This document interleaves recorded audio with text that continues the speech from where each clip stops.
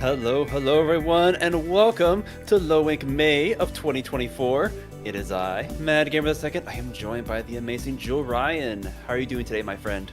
Well, it's fine, but one thing for sure is we're both not LTC anymore, unfortunately. But honestly, now that that's over and maybe something coming up later on in a couple weeks, we're back here in Lowing. And man, what a May it is! It's not Cat May. It's unfortunate we don't have cams on because we might be wearing cat May dress. You don't know. But yeah, we're going to be going in straight to round 1 of Lowing, and that teams is going to be actually non-binary first for the Moonstar. It's non-binary first. They've been around for like a long time, but for Moonstar, they're going to be a new blood coming into Lowing. Yeah, I was just taking a look at these two teams. Non-binary fuss are regular also at from the Ink Up and getting some pretty high placements as well. So we got quite a match on our hand. But like you said, Moonstars, a new blood to the court. So we'll see what they're going to be bringing to the table. Yeah, honestly, kind of small mentions as well, if I remember correctly. Ocean Opal, Tesseract, and Hakuna, they all made it the core roster for non-binary. First of all, Nerdy Adams and Kel is going to be the two subs or new players for the roster as well. But Ocean Opal, I think I saw them before playing in CC as well, so it's kind of to see that actually overlap to each other. And oh boy, maybe we should be looking at the math, because with that, we might be better to be looking at maps, because we need to see a map pool, right? Yes, indeed, yes, indeed. Ooh, starting out on zones, umami. Ooh, and then follow up by some clams ramen. Like this is a nice opening set, I must say. Yes, clams on the vine, my favorite map combo. But yeah, totally nothing happened on stream. There's totally not easy happening right now in game 1. But as we kind of trying to say on the comps as well, there was a comp, that was a thing.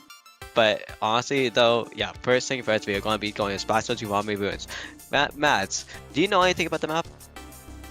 This one's a tough one. It's like, it's pretty well balanced as far as like zones is. In the middle areas, like you have some nice covers, pretty open, but it's like when you get into closer to the spawn, that's when you kind of get that choke point.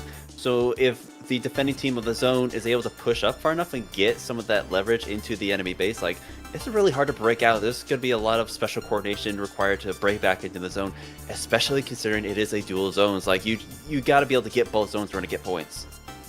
And also at the point too for clams on Umami, there is a chance you can do 1 point meme.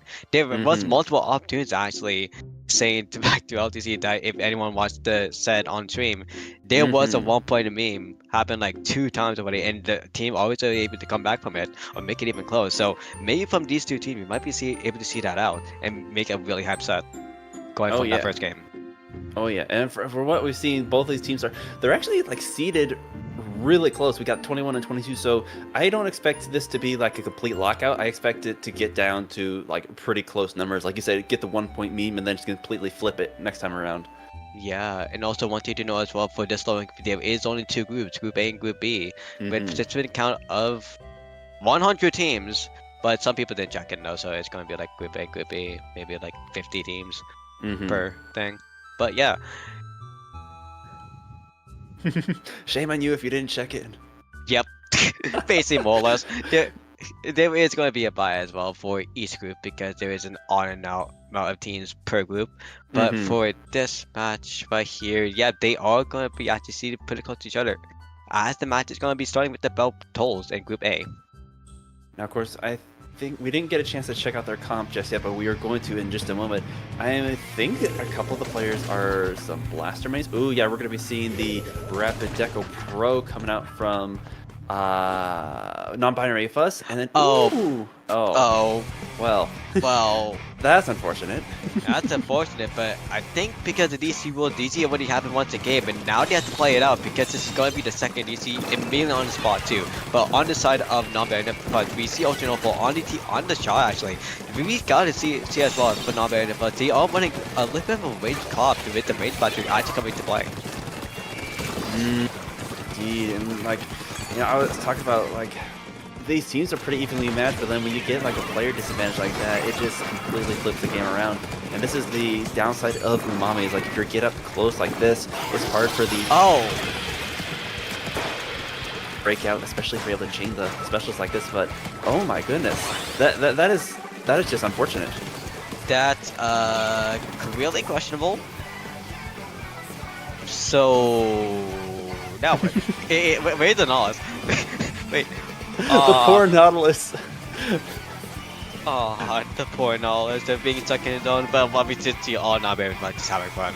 It's unfortunate to see how this first game is going to come out, but hopefully everyone is able to come back in the room for the side of for their team of Moonstars. Hopefully they'll be able to come back in the room and things will be setting up as is. And hopefully we might be seeing game 2 and game 3 go out really well as well.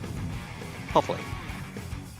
I mean, it's like the one DC, you know, even if it happens twice in a row, it's not that uncommon. But oh my goodness, three out of 3 complete. Don't know. I'm a loss for words. I have not seen that in quite a while. What happened? The last time this happened was back in like glowing February of 2022 or something. That whole DC Incident Grand Finals. That was like the last time that happened, and now it's back here for round 1. But this is a good thing though. It's a good thing in round 1, so we know the situation of DC is not happening. But the unfortunate thing is, if they're not able to come back, or the DC might happen again, we might see a DQ for that path. Yeah, and that would. We don't want that to happen. We want to get all the Splatoon action if we can get right here. And it was unfortunate we had to go through game 1 like that, but hopefully for game 2, because I really do love Robo Ramen. It is one of my favorite maps, especially for Clampless in particular. For Clampless in particular, for Robo Ramen, maybe we might see a homie replay though, because it looks like we are going to get a room reset. So so we are going to get a room reset, thanks to our producer, Inkfair. We are going to be getting a room reset. So we are actually going to be seeing game 1 fully in action with a different host this time. But you were talking about game 2 for Collapse of Robo Ramen. You like it being more equalized, or what was about it? So I love just like the dynamic of ramen because of it's not just flat, it's not just a hallway, but it's like you got so many different levels to it. You have the area in the middle for it. It's not zones this time around, but for when zones, that is like the central focus. But then when you get into Clambless, that's when things really get interesting, because you have that flank through like the lower areas and then up that right block right there. A lot of teams are not looking for that. The amount of times I've seen someone just flank there and just go completely unhindered is amazing to me, because just like you expect the main force to be coming through the front door, right? But no one expects the back flank. And just like that kind of dynamic makes things so interesting for ramen. Yeah, 100%. That, like, same from series 2, I actually go for the right flank as that time, because everyone is so focused on the center point. Like, even if you talk about Vermillion and top level players, everyone, like, in Splatoon 3 in general, we all focus on playing it together. And we don't really care about sneaks anymore, because, you know, there's the cooler, like, people always need to get cooler and we need to go in all together, like, going that way. But there has to be a certain time that you have to go for a sneak, and that's who mostly is going to be where your main advantage, like, one of the front door players will be going on the right side and able to score crabs or even get quad in that. Like, that would be a huge potential if they go for the right side, but that's really if it's a you-know comp, or you know player mindset. But still, hopefully we might see that if we go into round 2 Clamps for Ramen or Clamps Undefined. Yeah, so we did see a kind of a sneak peek of the comp we're going to be seeing for Zone's Umami. Now, just like judging from the style we saw there, we have Non-Binary Fuss. They have that Rapid Blaster Deco, which it does have a more versatile, more mobile backline, but it's still kind of in that backline category versus the completely non-backline comp of Moonstars. They have kind of like the double midline to compensate for that between the Knot and the Stamper. So going into like the next game as well, even tower control at that, I imagine Moonstars is going to be wanting some of a more, or they're going to be going for kind of that more cheeky comp, more that versatility, trying to just outmaneuver Non-Binary Fuss. And so I think that especially will come into handy for Clamless Ramen. Yeah, for Clemens Ramen, like it will help them out really well. But for the side of Moonstar, you did say that they had the Stanford and the Nas. That is the more midnight comp. But for non-binary plus, they have a full aggro comp actually going with the double shot and going with the Rapid Blaster Pro. And the Rapid Blaster Pro versus the Rapid Blaster, there's a difference between range and inkjet and killer whale. They have the killer whale comp, and actually it looks like we are just going to go straight to round 2, and it looks like that non-binary fights is going to get the first game. All right. So yeah, we're gonna be hopping in this one. Like, let's see if they decide to change up their comp, because I imagine that what they had was, again, pretty versatile. They could run it for clams as well. It's just a big matter because there is such a big difference between umami and ramen. We could see that swap up of the comp because of that, but honestly, I feel like they could stick with what they got and do quite well. Sticking to the guns is always the best option if you already patch the comp a lot, and that would make sense. We always see in a little screen right here that the non-binary first, they already readied up, but for Moonstars, they're going to be waiting a little bit. They're going to be thinking about what comp they want to do next. Yeah, this is... It was unfortunate about that first match, but now things are a bit on the line for them. They got to be able to win this next one in order to have a chance at taking the set. Although it is play all 3, but it is gonna matter a lot which team is gonna be able to take the set. Yeah, 100%. And I'll be going to the game 2, Clam Blitz on Robo Ramen. We're going to be seeing for the side of Moonstar being in the Alpha team this time. The shot duly, that's the knowledge, and I think that was a zap as well. Like, yeah, that is for the side of Bravo. We are going to see on the side of Nonbinary Plus the same comp as game 1. And someone's wearing a Splatfest. Of course, you can't avoid it. It is the Splatfest this weekend. It is impossible not to forget at least once during the tournament. Yeah, 100%. I'll be going to see in the first match in general, we see Nerdy actually get a double straight off the spot. And that's going to be maybe a chip, but the duel's going down as well. Like, even with kind of like running the anchor, they are still like taking the initiative, being more aggressive right now, and they're already on the front door of Moonstar's base. So if they're able to get a couple more splats and get this open, they're going to be able to get some points on the board. Yeah, but talk about front door, we are going to be wait. Oh, no, that was no. That was really good, but now, but with the DC not having a little bit of issue, we see the consequence on the front door trying to go as much as magic, but Nerdy Adam still going as much as possible, trying to get for not double with the rest of the team on the help of non-binary funds. There's going to be more counter respawn on the back as well, so that may be a KO. This might be actually a KO spot too, if possible.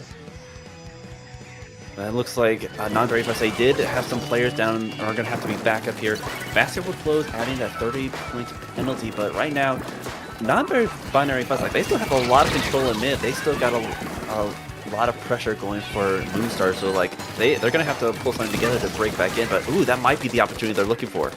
Yeah, Tides here, actually going in for a double, almost getting another kill off Ocean Opal as well. It's going to be really huge, but for Flurry right here on the nods, we're going to be seeing them try to go for the range advantage and have the whole team of Moonstar push up all the way to the side of Non-Binary by their response to Clam. Basket. Yeah, and that's going to be a kill for Tide as well with the Clam. Crap. Yeah, that was a nice crab splat right there. They're looking to turn the tide right now. They're just kind of looking for that opening with the specials getting thrown out. They didn't really have that opening that they needed, and they just kind of like, they got to build that up again. They got to make sure that they don't let Non-Binary Fuss get back in, but they're slowly losing players right now and losing space as well. Yeah, a lot of space, and as we see Non-Binary Fuss is going to be going back to mid. But to say that too, we look like that for the side of Moonstar. They did have a really cool ready. They would kind of set it up a little bit, but because it was being a little bit slow and not having enough time, that's going to be Non-Binary Fuss advantage as they're going to go in, but 2 down, or 3 down on the side of Non-Binary, but this might be the time for comeback on the side of Moonstars. That was a nice counter by Moonstars, getting those players down like that, and they're going to be able to break the basket win with this. Let's see if they can get some follow-up in. Crab's going to be going out. They get a couple more clams in to keep it open. Ooh, another nice spot from Ties here, and they have the clams to potentially get the lead back, but the basket... Oh, no, there we go. They got the clams in. They're able to keep it open, but still 30 points to go, and that was a rather... I don't know. They survived the jump, but that's going to be the basket closing for the time being. Yeah, but trying to go for a Zuka kill as well is going to be a little bit huge, but getting killed off by the killer whale is going to be a little bit of an issue as well with the side of Moonstar. But I've been 2 down on their side, and also a Pinnaclam as well, so they can go for the Pinnaclam and get down to like 64 points remaining. And with the clamp they have right now on the side of Moonstar, they can go for a KO. Definitely if they get another one from Lush, that would still be huge for them, but they need it past the actual defense of Nonbinary. But we see them trying to go for the bottom right as well for Hakuna here on the E10. Yeah, no, that's a zap. They have cool almost ready as well. That's one thing to know as well. That's going to be huge for the rush. Right now, Nonbinary is doing a good job of just covering all their bases, making sure they don't get side-swept by Moonstars, but already we see that player going down in that engagement, and Moonstars is slowly breaking back. Yet another player down. They are not letting Nonbinary Plus anywhere near that basket at the moment. If they're able to get a little bit farther, get that opening, they have the Zuka online, so they could do it right here. Yeah, but don't you have the almost the main ready as up? But as you say that, the Commentators is going to be real, and the Zuka is actually going to be alive because the Coolie was respawned, and oh boy. Oh no! Well, 30 seconds left in the match. okay, so count 30 seconds. Hey Siri, can you put on a timer for 30 seconds? Honestly, don't like if that was just us spectating getting kicked out, great, then I would have predicted that those last 30 seconds, just how stalemate it was, unless Moonstars is able to, or I guess either team is able to pull a clutch last push. I feel like that might go into Nonbinary Fuss's favor. Like, they had that nice lead and they haven't let Moonstars be able to break open the basket as of yet, and then that was the majority of the match gone. Yeah, definitely. Like, all of the match was actually on Nonbinary Fuss's favor, but for the side of Moonstars, they were fighting against the wall, like going back and forth against each other. But the main thing is, though, for Moonstars, they were able to have a push. They were so close to getting a push if they got a clam in, and again, they had like 7 clans plus the pity as well at the back. So if they got them all in, that would have been a KO. But with the first minute, when we DC'd, what we saw was 4v4 alive. We saw Moonstars trying to push up. There was still defense from the shots still fighting against each other. I think the Nas did kill someone as well, so they had the opportunity first, but because they didn't pull up the range to special up ahead, but they had cooler though, so they got the respawn. That might have been a win, but mostly in general though, Nonbinary is fast. We saw the defense before. We saw them just go full into the base on Splash Jamal Maru. So with that hard defense and that hard playing together as a team with the synergy, most likely this was going to go to Nonbinary Fuzz either way. Now I'm looking at the bracket right now. It looks like the score has been reported and Nonbinary Fuzz has taken game 2. Yeah. And now because of that, we are going to be moving on to game 3. Because this is a playoff 3. It's not a best of 3. This is not it's not like SOS. This is not like Boom Grounds, This is a full-on Switch stage, day 1, 6 rounds, playoff 3.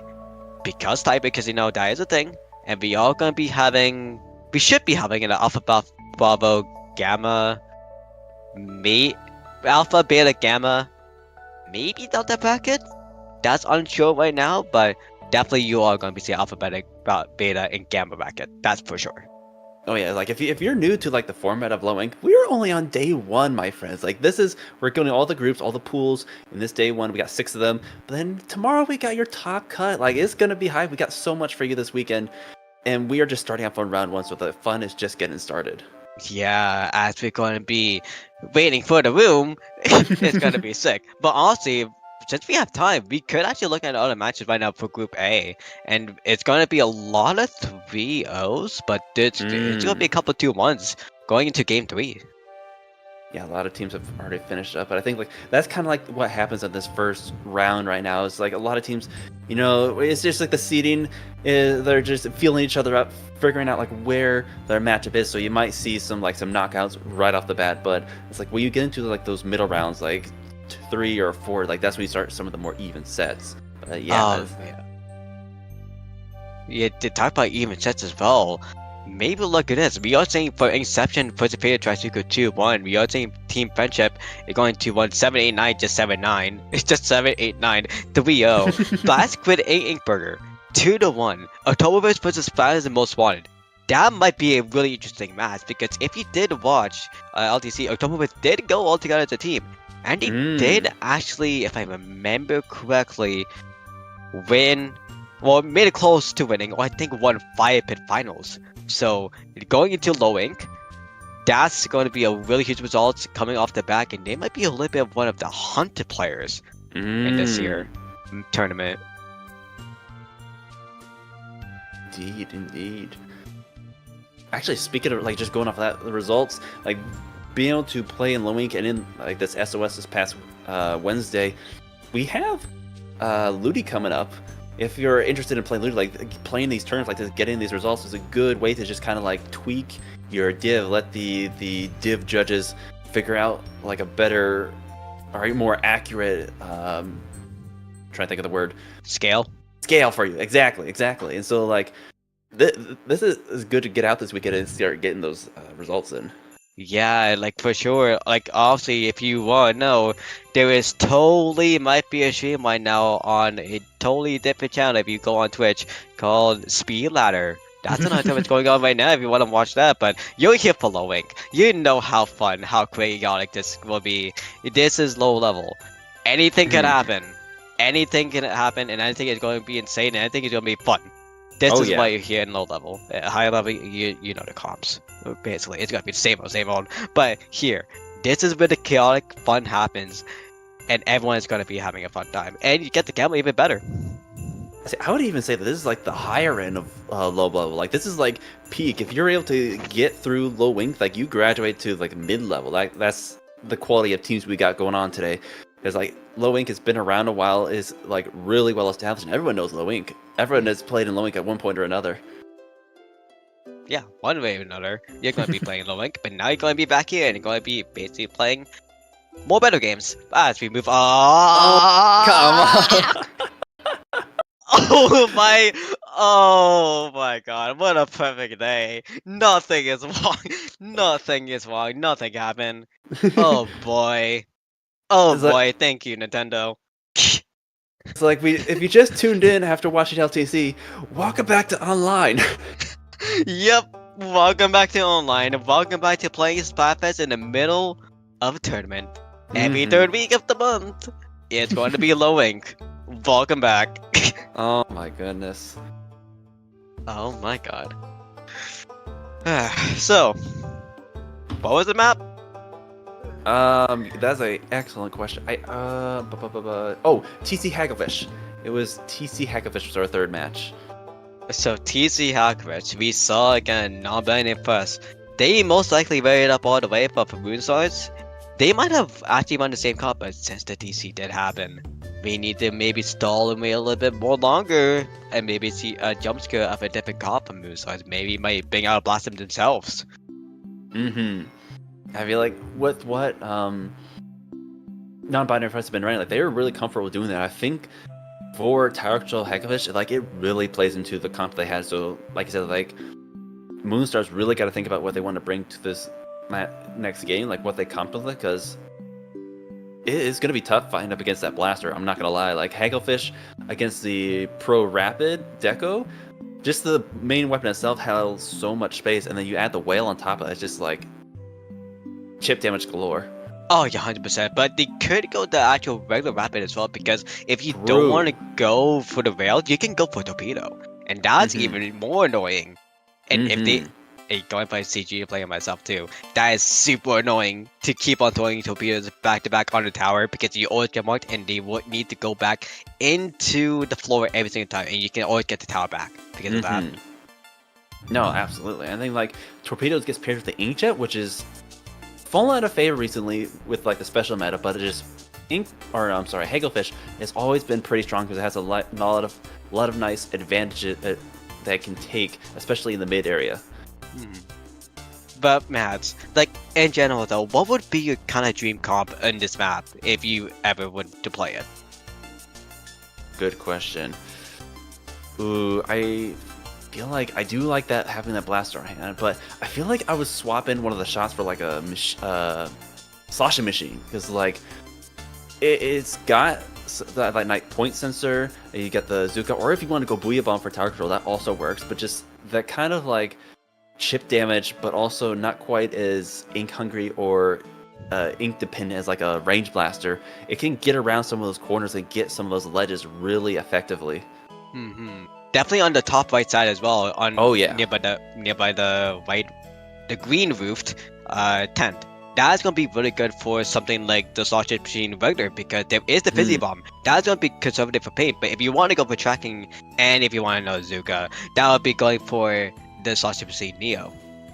Oh yeah, so if you wanted to pair like V-Shot, N-Zap, and then go vanilla sloshing machine, like you got that fizzy bomb like you said, and then the Booyah Bomb on top of it, like so good for tower, so good for Hagglefish. Like that corner is basically the bats of Hagglefish. Like you want to be taking control of that when you're pushing that tower. Yeah, and as we see in another 3v4. Oh gosh. Oh boy. Wait, there's something new here. Oh, okay. So they took half of our advice and brought out the Splattershot Pro Forge. Going to be bringing the Booyah Bomb in. Yeah, with that Booyah in Vermillion adds as well. We saw them playing the regular T-Tank before, but now they're playing this Booyah Bomb with more range. They're going to be actually having more power and more power against the side of Moonstar right now, but they already KO'd on too. Oh, and see, that's the other thing. They're running a triple suction bomb comp. That is so strong for tower. You just chuck one of those and it will stick to the tower and blow up everything around it. Oh yeah, but they actually right on the triple suction bomb comp. They have the mind marker as well, so they can actually track anyone if they want to as well, and definitely gonna be tracking the crab. Oh, that was a nice counter right there. They got through the first checkpoint, but right now Moonstar, even with the player down, are doing a good job of just keeping the line. They are not letting them break through that second checkpoint. Yeah, they actually got 3 down as well, so that's gonna be huge counter defense mid. But again, in this 3v4 match, we are gonna be seeing Moonstar playing a little bit too accurate to their favor, but they are gonna be teaming up all together. They need to focus on the left and the right side because if something like that has to play overextending, they can get a trade-off.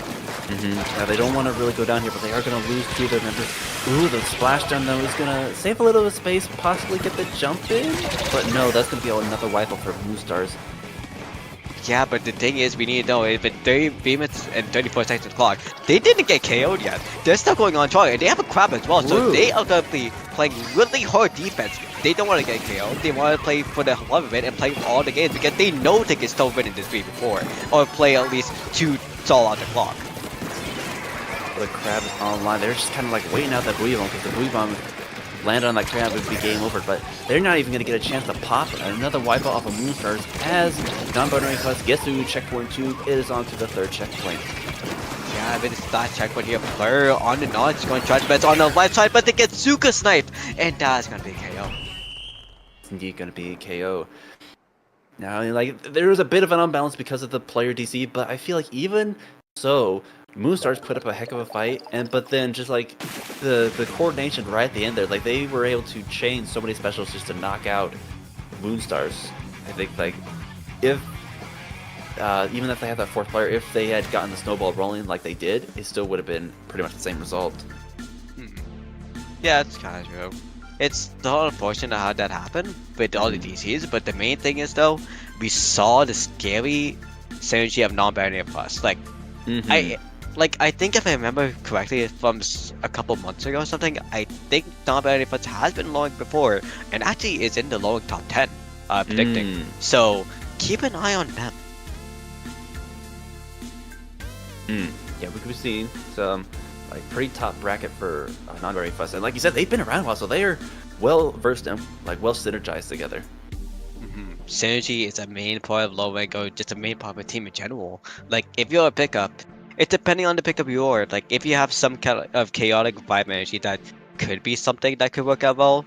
Not really anything that could be tilting, but really anything that could be like, oh, this is fun. Maybe we can just move on and do it again. That's the kind of synergy that you want in any kind of team. If you want to have like chaotic, I don't know. That could be really funny though. Taking a look at the bracket here. Ooh, like you said, like look at the amount of 3-0s we're seeing right here.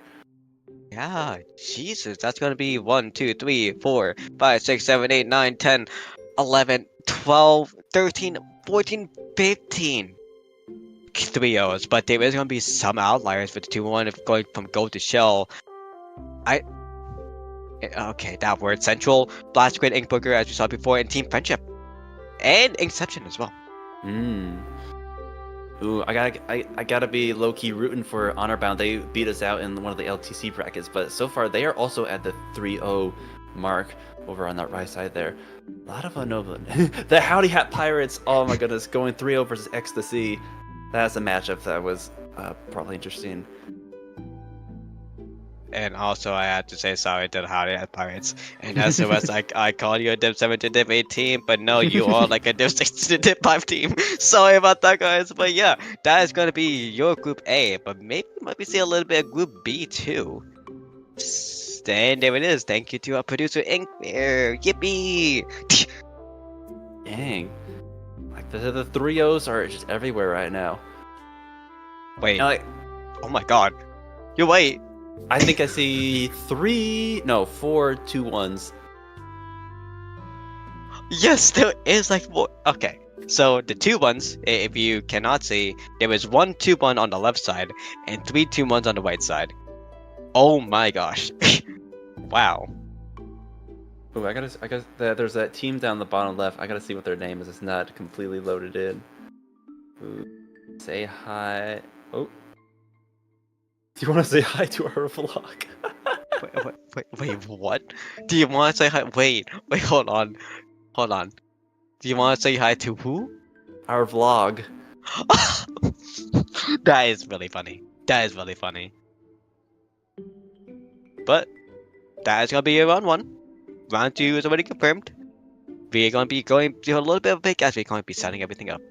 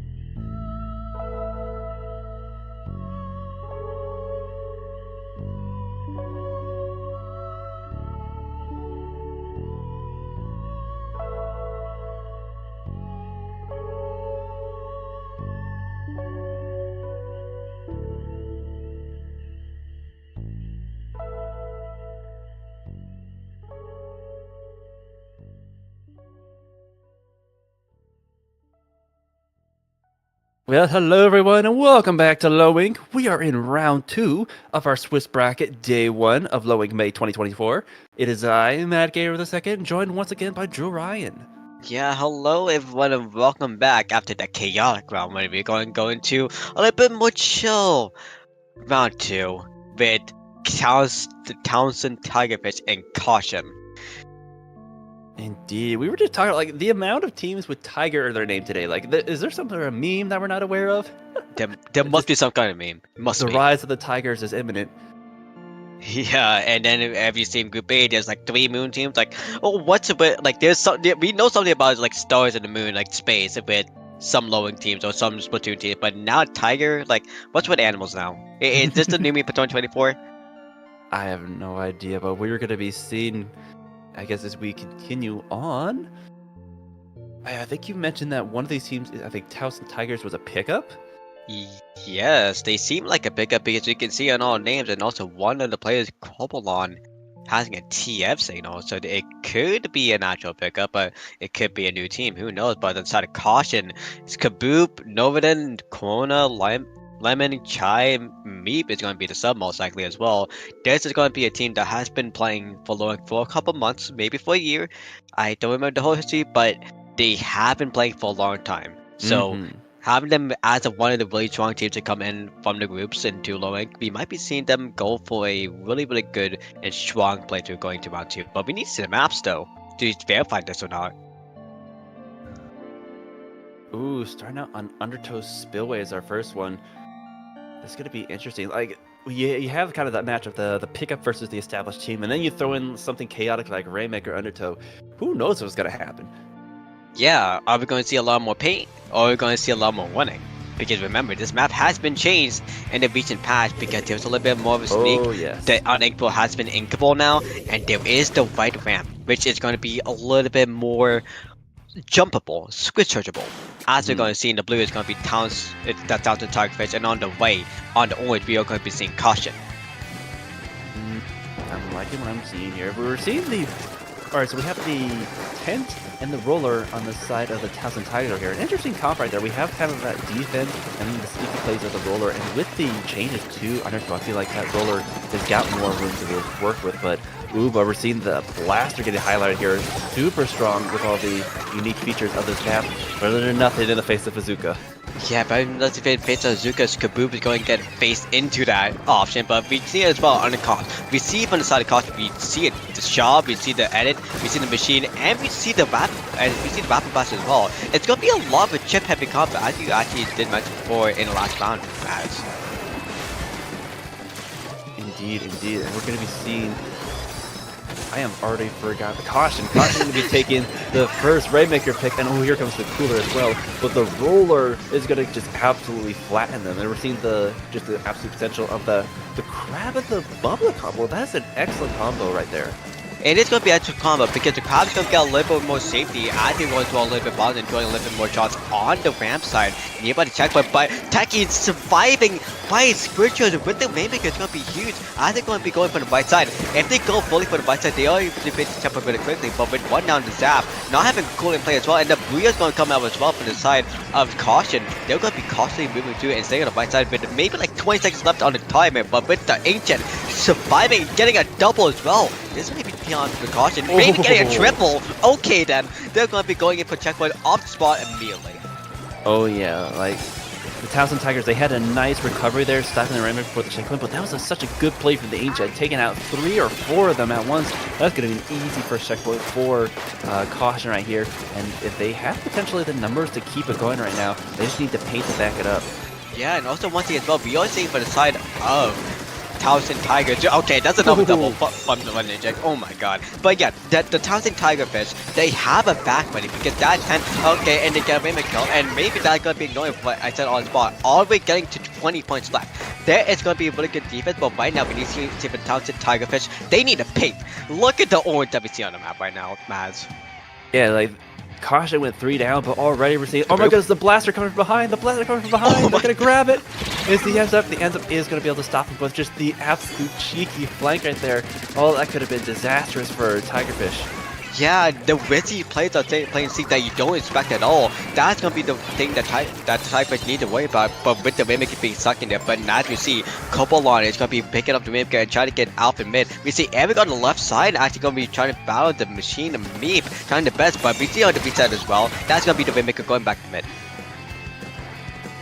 Yeah, just so much orange on the map. Like no matter how far they pushed up, Caution is just doing a good job of maintaining the space. I mean, that's huge going up against a roller comp like that, because the roller needs a lot of their own paint just to be able to get around and put pressure. With so much orange around, they can't even approach without getting spotted. Yeah, the main point is too, they need to focus on the color bomb as well for the wall, because that is a sub-weapon that they can go actually really well on the white side, because they have a little bit more paint there. But they're already in a 1v1 by now, so it might be a little bit which they did lose unfortunately. But for the side of Techie versus the Booyah Bomb, the Trap is going to get killed up and the Booyah Bomb is still going to be alive. We are going to be seeing a fight mid to see if actually not going if we're going to be seeing if Caution is going to be making it even harder. Trade with the Booyah Bomb for the Crab was so huge, because right now, Caution, with this lead of 16 like that, like they just gotta play for time. We got a minute left, and like any sort of like stall or trade that happens just goes into Caution's favor. Like here we see the Crab try to go at it again, but it's just gonna be shut down? No, they're gonna live, and they're gonna take a player with them. Yeah, take a play with them on the shutdown is going to be really huge. But 55 seconds left on the clock. The end up's going to go down. The spot's going to go down. That's going to be itchy for Tigerfish. The Tigerfish is going to have 3 down. And we're going to be seeing Caution. Caution trying to pick up the Mimic. Maybe go for the left side. Or not play Caution at all and just go straight for the KO. Showing that they are not afraid to step out of their namesake. They are just absolutely gunning for it right now. That's going to be the splash going down. That Crab out of commission. They just got to watch out for the roller. Last one remaining. The roller could swoop down at any moment if they're not careful, but they're just going to be going straight for the KO potential. But no, going to be shut down right at the 15 mark. Yeah, a little bit of road rage from the side of Townson and Tiger, but just stopped them out from being too cautious and going back to the bit. But we see Meep on the Sauce Machine getting a hit on the Waymaker, but the Booyah as well with the pop and with the Booyah actually on the Waymaker. That's going to be a straight up KO. No, it's not because of a pop. Oh no, roller. Right now, just Tigerfish doing a good job of just keeping the game alive, even if it is in overtime. But they have such a uphill battle to climb right now. Like, again, the paint that is on the side of Caution right now is everywhere. They're going to have to steamroll their way through. Like, they just need to get to the checkpoint to reset the overtime counter, and they should be good to go. But that's going to be 2 players down off of Caution, and that's going to be their opening. But the Zook might say otherwise. The bubble seed on the side of Townson Tiger is going to be huge, but the Zuka on their side as well is going to be huge. But they need to go for the right checkpoint. That's the only call right now, but the shot, and that's going to be the Sauce Machine waiting on standby, trying to go for the kill. It's almost getting it, and they do get it at the end. That was such an insane trade. Like, they were waiting. They were in prime position to stop the play before it even got started. And they were able to do just that, giving Caution game 1. Yeah. But now we're going to be moving on straight over to game 2. No time to sit down and chill a little bit. We are going to be going straight into it. Maybe. We'll see how fast these teams can lock down the comp. But from when I saw, Caution has something going there. Yeah. And what's going on there? Who knows? Who knows? That's for real. Because they have the Sauce Machine, they have the shot, they have the Rapid Blaster, and they have the Zap. Yeah, it's like just the edit and the, again, kind of that double midline comp. We have the Rapid Blaster and the edit combo, which works really well for those kind of close quarters of Spillway. But going into something like Mahi Mahi, we might see potentially a full backline come out, because like it is really flat, really open in the middle, and especially once you have the water dip down, then you have a lot of space to work with. But you need to remember the points. The points that you need to get the water down is going to be under 50. So if you're going to be playing on that, that would make sense. But that might be a time where Caution is actually going to be playing cautious and maybe letting Townson Tigerfish get actually to the zone first, and then wait for that to come down. And then after that, they're going to be doing them all the way into the zone and just keep that solid defense as they did before.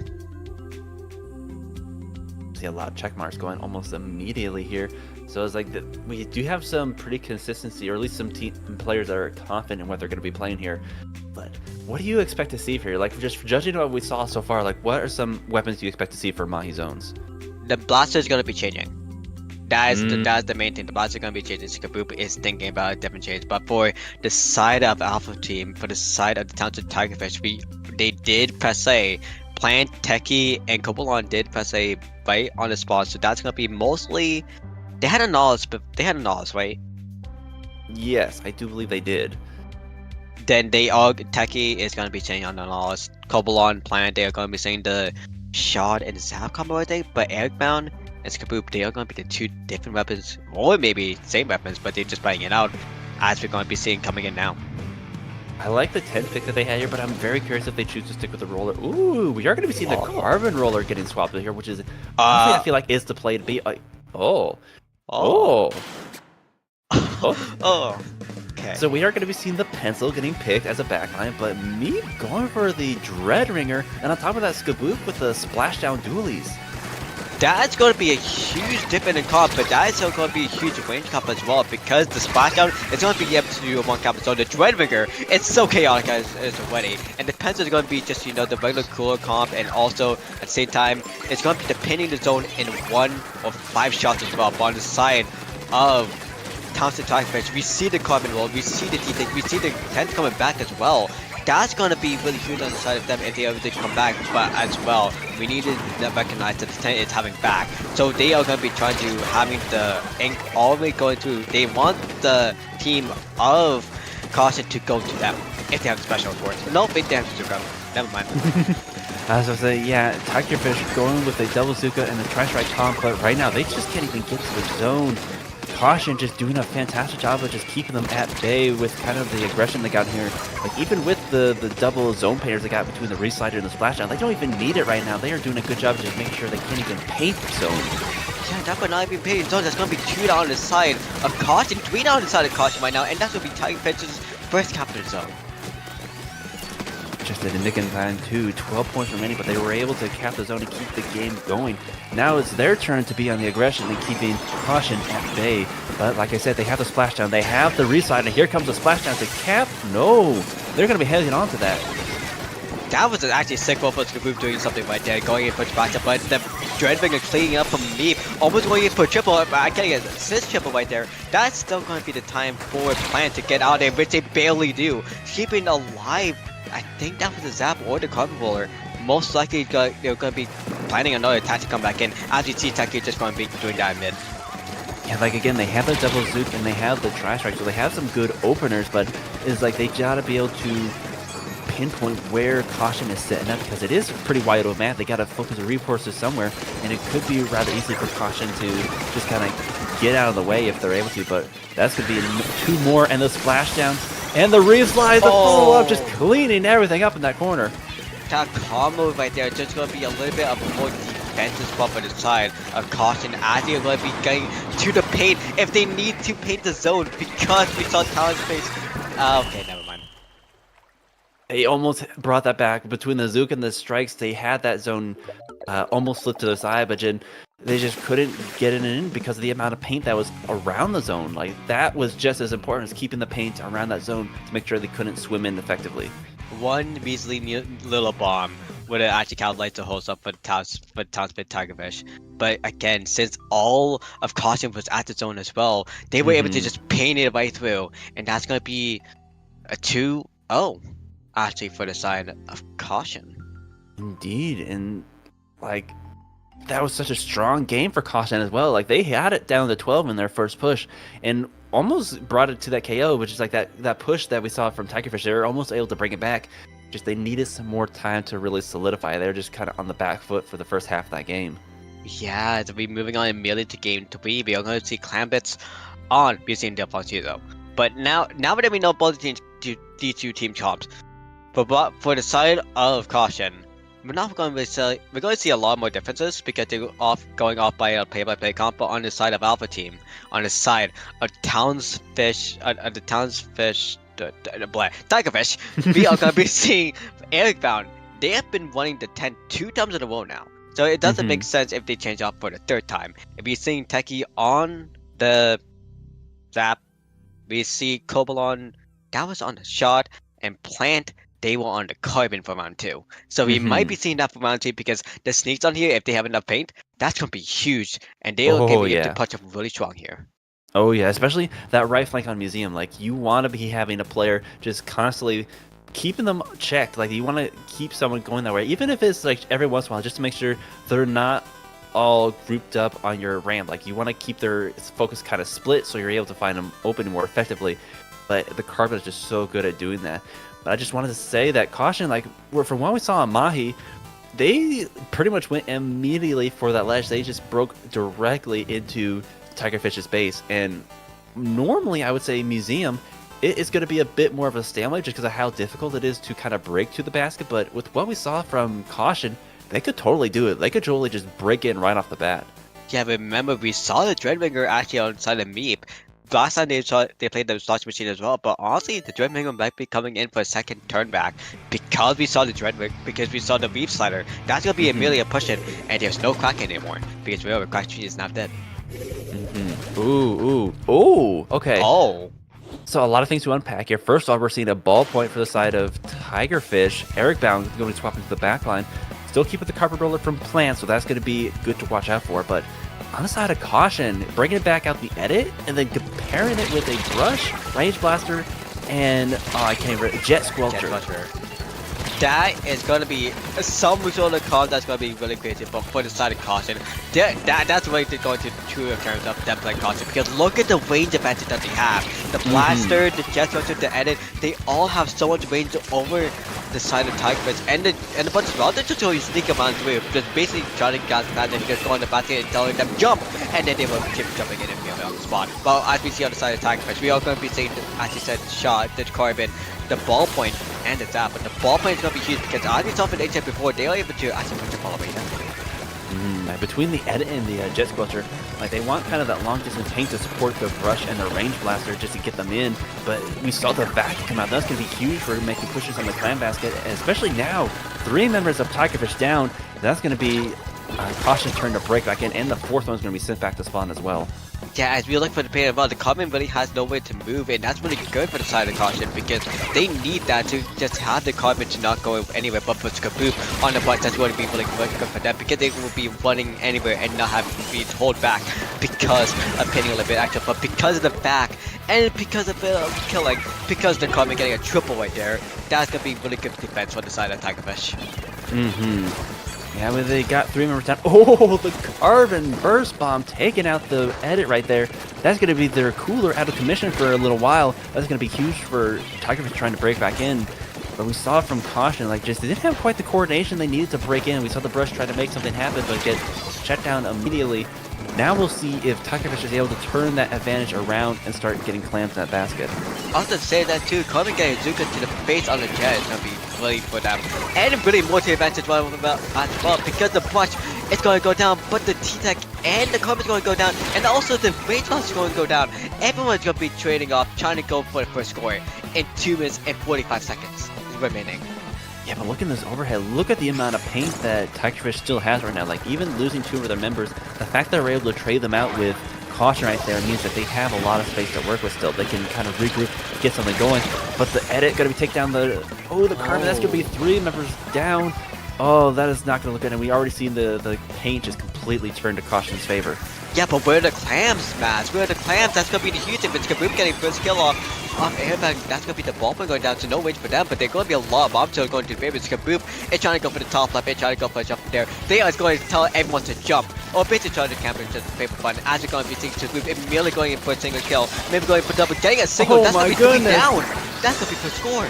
That's going to be first score right there. Completely chaotic, flanked by the Brush, and they're still going.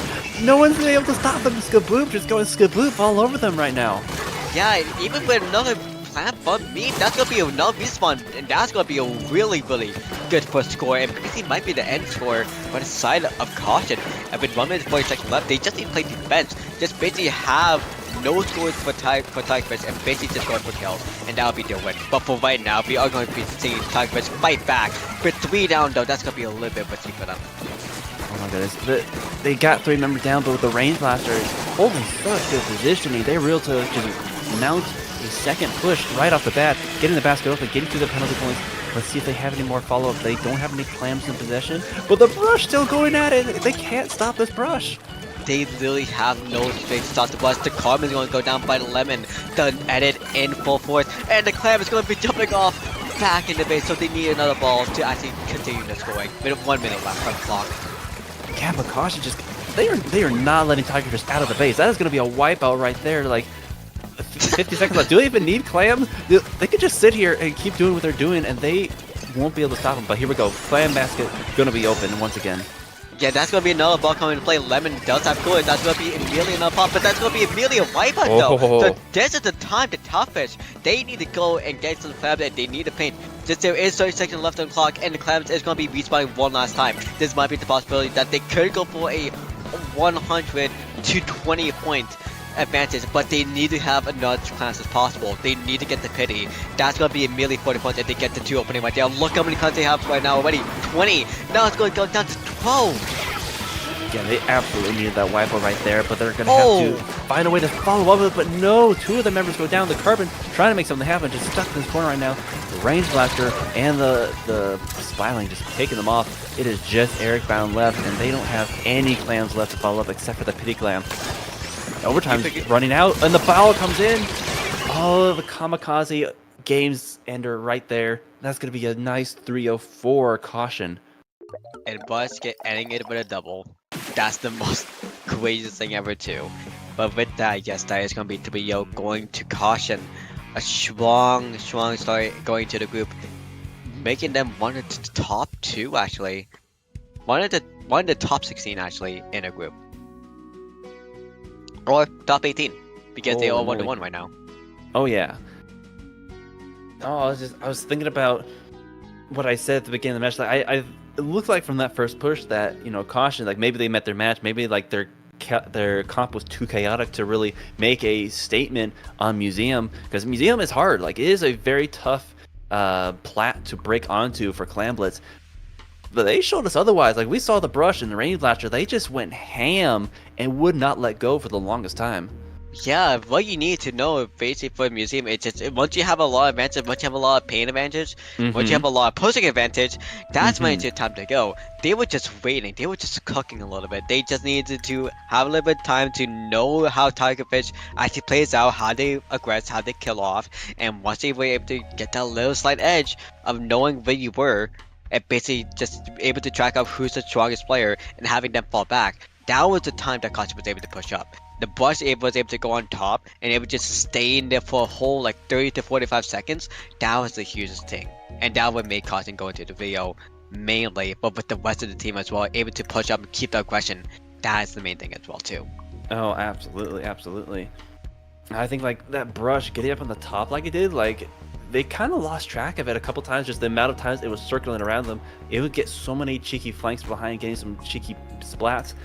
I honestly feel like the Carbon Roller just didn't use that right flank quite as often as they could have. Like, with the Carbon Roller is really good at some of those ledge camping and some of the more flank maneuvers, but if they're able to get around that, maybe take on the Brush at the top there, like they could have turned that around, but I think just the hard focus on their front door around the basket area just led them to kind of that stagger that we saw. Yeah, if you're seeing the replays here as well too, we saw the Comment actually going in and getting a couple good kills, and we see at the end the Brush getting the sneak and getting a lot of advantage on the way too. But as you said, Matt, yes, the Carbon, if they were actually battling the Brush a little bit more, that may have been equal like to each other, because both of them are passive weapons and basically an OCO if you're able to go straight to the faces. But as with the group, it's ending now. Why is there a team called November Drift and Hardcore News coming back? Wow, this is a flashback right here, because Hardcore Noobs, I remember fighting them back in like 2020. Oh my goodness. It's so great to see them coming back, because the last time they played, they were in Div 6, so that is still allowing them to still play in Loic, and it's having a 3-0 is going to be huge. And Killstreak again, we saw them at LTC and going in for a 3-0 as well. Now here too, it's going to be putting them a good spot in like Gamma bracket, because I think they were all 1-1 right now as well too. And we're looking at this round 2 bracket right now. Like, we're seeing a lot more even splits, a lot more 2-1s, not as many of those 3-0 shutdowns we saw. Like, Caution taking a nice 3-0 for this set, but so far it's starting to even out as teams are finding more of their more even matchups. Yeah, the Josephalopods, they made it to a 2-1 against Hamish. I'm not even gonna say that. That's gonna be hard. But that's gonna be a huge one for the Rewind getting 2-1 over Seasick, which actually, if I no, that's Rewind, so that's a different team. But still, 2-1 over Seasick is gonna be huge. Little Slide 3-0ing Starfisher. Okay, Rumor coming back 3-0ing Luminaria. That's gonna be huge for them. 2-1 Tiger Titans versus VQ Cry. That is gonna be really huge because VQ Vector Cry, they are a really solid team. Definitely like one of the top fives actually for the lowing predictions. But them getting 2-1 against Tiger Titans, who are they? It's gonna be a good question. Launch 2-1ing, name not found. Questionable. X name versus Pasta Cartel 2-1, and Venom Jet versus 5-4 Encore. Indeed, indeed. Yeah, I'm excited to see what we bring to round 3, and we're gonna take a quick look at the Group A side of things. Also, pretty evenly split, though. A couple more of the 3-0s that we've been seeing having here. Wait a second, Matt. You see that last match at the bottom right there? Mm-hmm. Autobahn versus Cessfest. Through the Holy of Switch stage, they put those two in round 2. Oh my gosh. Now that would have been an exciting matchup to watch. Like I imagine that's gonna be a spicy. Like look at it, it was 2-1. It is a spicy set right there. Yeah. And not just because Zestfest is in it. No, it's because 2 top 10s in low ink for the low prediction. In previous results, like multiple as well, like fighting in their round 2 for groups, like that's an eliminating point right there. Because if one of the teams is not able to go into a 5-1 state, they're gonna be knocked out the beta bracket. Dang. That's the beauty of Swiss right there. But again, that's all gonna be day 1. But going to the other results as well, Nightmare 2-1ing Abyss Inc. Howdy How Pirates 2-1 Team Friendship. Malibu Rising. Oh, they unfortunately got 1-2 against Moonslice. Fishfishfish getting 2-1 of ASC Nishi F. Pink Sync 2-1ing Diamond Dust. And I think that's all the 2-1s. Oh no, wait. No, yeah, that is all the 2-1s, huh? I think you are correct in that matter. Howdy Hat Pirate still going strong there. I just can't get over that name. It's so funny to me. If they have the little cowboy hats, it's gonna be even funnier. But that we are gonna be moving on to round 3. We're gonna be back in a bit. Sit tight, get some water.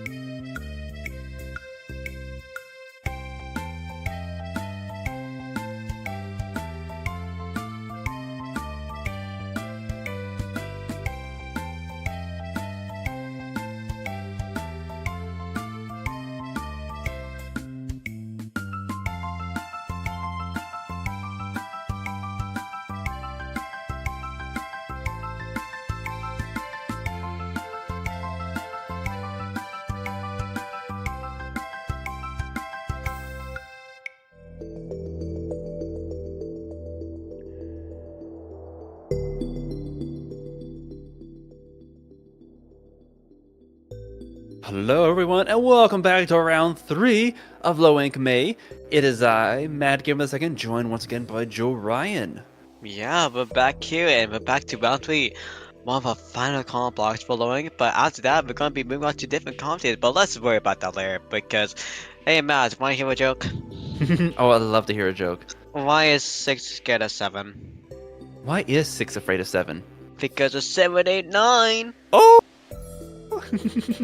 That's right, we have 7, 8, 9 versus Inkception. Quite the matchup, quite the scary matchup, because not only does 7, 8, 9, but Inkception, so I've been told, is one of your long-standing teams, been around since 2020 and still going strong. Yep, Lutzi, Soul, and Low. All the 3 players is, I think if I remember correctly, the core of Inkception, but Kira, Cloud, and V being different or new players, I didn't mix. Again, as said before, I must tell you, Matt, I played against them like back in 2020 when I was still low ink era, and I think actually in Ludi like season 11 or something like that. That old. They were back there back then, but for 7, 8, 9, even though Mr. Puff is screaming at us, you can obviously it's kind of a pickup with a roster of 6. But yeah, the maps. Indeed. Oh, okay. Tower control shift to start off. Oh, and then followed by Regmaker Crab Leg. Oh man, like one of my 2 least favorite maps in one set. Like I'm glad I'm commentating this one. I can tell you just about how much I don't like these maps. Go on. We have like 20 seconds. All Or right, like so 5 seconds. tower control ship shape. Talk about hallway maps. This is the hallway map of hallway maps because not only do you have a straight shot for tower, it is so open in the middle. Like you're gonna be watching. It's gonna really be a matter of like who can get the ball rolling, who can brute force their way through to get the points. And like both these teams are gonna have to be so careful not to let the other roll away with it. But with the weapon pops up, we are seeing from the side of 789, they have the edit, they have the slots, they have slots between the splooge. And on the side of Inkception, we are going to be seeing slotted CDS, no DS, it's going to be 50 and we're going to be seeing the pencil as well. But immediately, Inkception coming off the clock, coming off the tower, going into the first checkpoint off the spot, because that's going to be 3 down on the side of 789. Yeah, here we go, Inkception. Ready for the first checkpoint of the match and just getting that ball rolling already. But like you said, like just the comps coming out from 789, they kind of went mobile, more frontlining, but right now they're on the back foot playing the defense. It's like the pencil on the tower is able to just cover so much ground with that. We'll see if the Sploosh is able to get around the flank. The nice assist there with the hammer. Yeah, it's just if it's going to be huge, but the tower though is going to be going to standstill as we see Sabino going in with splits, trying to go for the DS with the help of the Slasher, but that's going to be a little bit back up because the range one is going to be a little bit of an upset. With the 52 guy going down on the side of Inkception, we're going to be seeing 789 get immediately cut off in mid. Yeah, right now, like they got it all the way to 30, down to that last checkpoint, but so far 7-9 is doing a good job of turning this around and not letting it get too much out of control. 2 members of Inkception down. Cooler going to get popped. They're going to have to figure out a way to dislodge that pencil in that left corner, because like that's the crux of their defense right now. Yeah, that was a really scary cool as well, because throwing it a little bit more higher, that would have been off the map, but they made it by on the spot nearby the tower. That's going to be everyone who jumps in gets a cooler. But we see the hammer as well for Sabino once again, getting cast up by a pencil, but that's going to be more towards going on the side of 789. Maybe going to the second checkpoint as well, we see his tower going back a little bit. Oh my goodness, alright, getting 2 players down. They've got knocked off the tower because of the strikes, but they lived. They have a full force of their team right now, and they're going to be going in a trade with the Solution and the Dualies, but they're still pushing that tower. They could easily take the lead with this if they're able to keep this going. Yes, they are able to take the lead. Soon enough, it's 2 down on the side of Inkception. They do take the lead, and they go to final checkpoint, but look at that. That's going to be 3 down on the side of Inkception as well. That's going to be 789 streaming on through, going to 7, 6, 5, and 4 lower.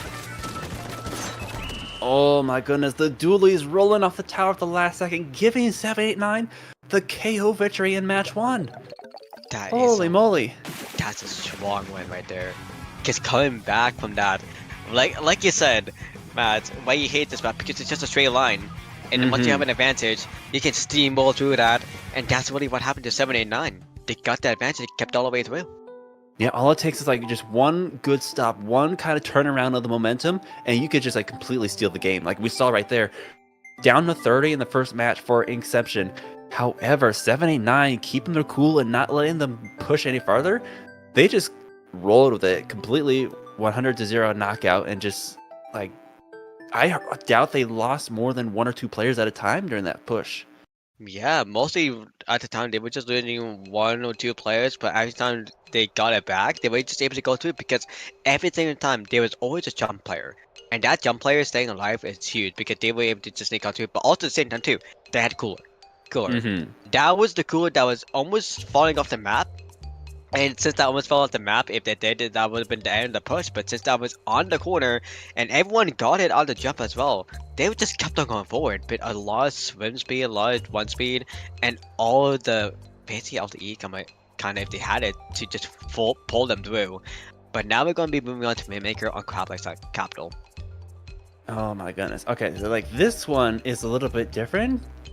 It's extremely hard to get major points unless you get a huge player advantage, because the 2 routes to take are so easily defendable, but at the same time you still have that same kind of like mid advantage if you're able to hold a lot of space for a good amount of time, just because of like the drop offs and the ways you're able to get back in, and also the grading. The grading just makes traveling about so much more difficult, and I feel like that pencil is gonna have quite a bit of an advantage. Actually, no, we have the edit on the opposite side too. Like they might have the range disadvantage, but they're still gonna have a lot of mobility with that Splatling. Yeah, the main thing with the splatting is that because of the grades on top, they can either just stay there and just play snipe for a while, but as the pencil though, they are able to snipe it off in revenge, so it's gonna be a 50-50, but the main thing is pathing. Going on the right side, which everyone is going to go to usually, you have to have one speed. If you want to go left, you have swim speed. And people like swimming, so just go left. as some people say, but you need to remember the jump. You need to get the trick jump, and then you'll be safe. But really, as we see in the comp right now, a bow? A blaster? Okay. Sword? Oh, they're not running cool. They're going for the cool of this comp right here, which interesting for Rainmaker, but I can see the vision right here. We're sticking with the bucket, and now adding a range blaster. Good ledge camping potential. But if you get that sploosh going on the left side, cause some havoc, like, you can open up a lot of doors with that. Jeez, same thing too. Look how many bombs they have on the side of 789. I think that's like 3 suction bombs, and I think that's a toxic mix when it comes out of the bow. They have a suction bomb, splat bomb, and almost they don't even need all those bombs. It is just going to be the stamper remaining, and their grab is going to get canceled by the ultra stamp, showing who is the more ultimate stamp. Yes, Sabino got the hammer cap, but we need to call out what happened with the Slosher, the Sensei getting a double to have that push going all the way through, and then keep it on going. Kayla's going to get a snipe, and after going to be another lockup on the side. That's going to be 2 snipes of Kayla, and also another kill on the side. That's going to be make the whole wipe up now on the side of 789. This is the time for, yeah, this is the time they need to push up for the side of Inkception. Oh yeah, 789. They took full advantage of that push they got right there, but again, just the good placement of the pencil just made they could stop the push, and now they're going to be going for the ultimate switcheroo and getting the left checkpoint, but that's going to leave them at 3 players down. Yeah, they were ready to set up for the right side, but the person who was carrying the Rainmaker, they got called out to, oh, go left, you already have it ready, and they went to change it to go left. So honestly, that's the kind of good call to go for each checkpoint, but now if they want to go right, they can't do that, like we saw for 789 did. Ooh, that's going to be another nice splat by the bucket, bringing it down to 2 members, but that is going to be the Tri-Strikes online, so they got to be careful pushing up. It looks like they're just playing for space at the moment, just waiting for another opportunity to get in. It's like, here we go, here comes the Strikes, trying to get in with the Range Blaster on a mission from God, surviving the Ink Strike and getting a splat as well. That's going to be another 2 down off of Inkception there, and the Hammer going to be chasing down the pencil and sending them back to spawn. That's crazy. Oh my god. That is crazy on the side of Sabino. And wait, it's surviving the bomb as well from Surge? That's even crazier. For the side of 789, they know who they're scared about. They are the 789. But later for right now, we're seeing Fachade on the side, on the grade area, playing solid defense, so they don't want anyone on top. Getting the Rainmaker reset too is just going to make them stay hold. But we need to say on the side of Inkception, look how much paint they have in mid and going to the sneak back. They need to depend more on the right side than on the grade right now. Now we saw like 789 doing the good smart play, getting space and push forward to the team. Inkception almost brought the clutch play if it weren't for the more clutch play of the hammer throw, just completely nullifying that push. They almost got the lead right here, 10 points away, but the Strikes and just the player disadvantage is going to force them to back up once again. 2 minutes remaining in this match. But Matt, remember what I said about earlier about saying a lot of people going on right side? Remember what we talked about earlier, but going on the left is going to be huge, but people don't really know about sneak? Look what happened, 54-44. We saw for the side Inkception, they had a chance to go for the lead if they went for the left side because the sneak on the sneak, but because of that didn't happen, they go on the right side. They really played for the safe option. That left them the low score of 10. That might have been a really close tournament if they were able to push up even further. You know, like they got a minute and a half so they can play it a little bit more safe just to make sure they get in, but like they're running out of time, and so far 789 is doing a good job of just like keeping the trays going, making sure that they don't have an opportunity to get forward. And here we go, 2 members down. Inkstrike's going to be coming out to push out the pencil. They're going to be possibly getting more points off of this. Yes, bring it down to 38, 30, 24 for their final push. Almost hitting the vault in Inkville too. That would have been a solid 20 points remaining as well, because Rainmaker is going by distance, and that is going to be killed from the going bomb on the grade. Oh my goodness! Off with that, going for another sneak too. Going for the Slosher might be even crazier. Yeah, here we go. They were going for the little sneaky push. That's kind of what they want to go, but honestly, they haven't needed to. That sploosh has been popping off with just the curly bomb and the hammer. Here we go. I hear it coming out once again. and they are going to be taken down before the game even gets started. But that's going to be 3 members off of 789 down. Yeah, but Lucky here, that's a little bit. But still, Lucky surviving the slot, moving, juking off the Tri-Strike, though trying to pick up the Mimic on top mid. That's gonna be really a good spot for the side of 789. That's gonna be 5 for them, but with 2 down, we're gonna be seeing Kira maybe pick up the Mimic, but we're going to see Soul on the far end getting killed off. But Kira is gonna be picking up the Mimic. 10 seconds left. They need to decide: are we going to go left side or are we going to go right side? How are we going to be taking on it, and how are we going to get the lead? Yeah, 3 seconds, and like they have kind of that advantage right now, but they gotta figure out where 789 is right now. Like that will dictate where the most safest route to go is. We saw the bucket go in, they get the pick, but no, the flank from around just doesn't even let them decide. 789 taking the second match. They didn't even get a chance to bring it back. Nothing was able to stop Sabino, the Spruce player. They were just so consistent, play so much sneaking. They were just being allowed to play all around the map, and with the rest of the team as well, Sense, Tragedy, all of them, they were able just to keep on going and actually going for the win. Such a good play. Like Blush is not the most commonly picked weapon. It is got a bit of a niche in Rainmaker, but Crab Leg you would expect it to struggle with, but it really just again popped off, and we saw some of the curler picks that it got as well. Oh man, but like just halfway through this match right here, the range buster getting a nice splat, just keeping things in 789's favor, and then Sabino coming out to open things up again. Like the hammer throw was just such a clutch play. Like, oh my goodness, they saw him and they wouldn't let him go. Yeah, but for real though, how did Pask actually survive that Tri-Strike? Like seriously? How did that happen? That was a sheer luck.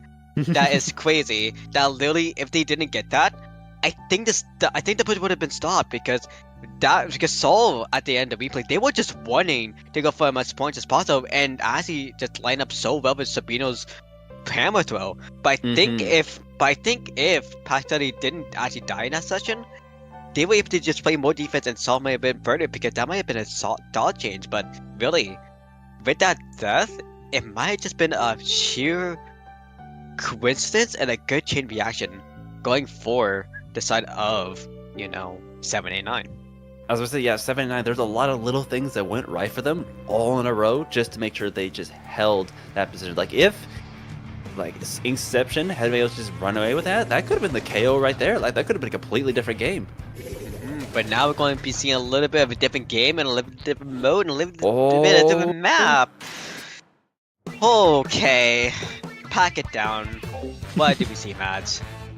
So first of all, we have both teams bringing out the Stamper Nouveau with the crab there, but we're going to be seeing a Dynamo coming up from, is that Inkception?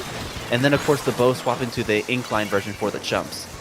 Yeah, that's actually going to be Killer Whale as well for the side of 789. Oh nope, that is going to be the Killer Whale for 789. But as well, we're going to see Stamper just staying in the zone, taking up spots for the Spruce for Sabino. We know how chaotic it's going to be. They're going to go immediately on the kill Soul. The shove for the Spruce player change on the spot. B on the Crab's going to be solid defense, surviving the Tri-Strikes as well. That might be a cap for them. The stocks are going to go down. This might be a chain off for Inkception. Here we go, and the strikes are going to follow up that as well, possibly canceling out the crab. The crab going to be living just a little bit longer, but this is going to be Inkception's opportunity to kind of put some space on them. But no, Dynamo going down might put a damper on their plans as that zone is contested.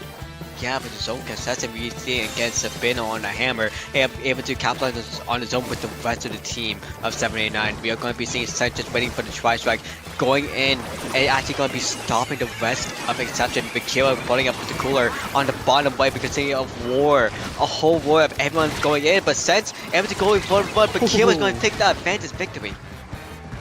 Oh man, so the Dynamo got the splat, but did they fall off? I didn't even see what happened there. I just saw they went back to spawn, but right now is going to be 789 going to be losing the zone to Inkception.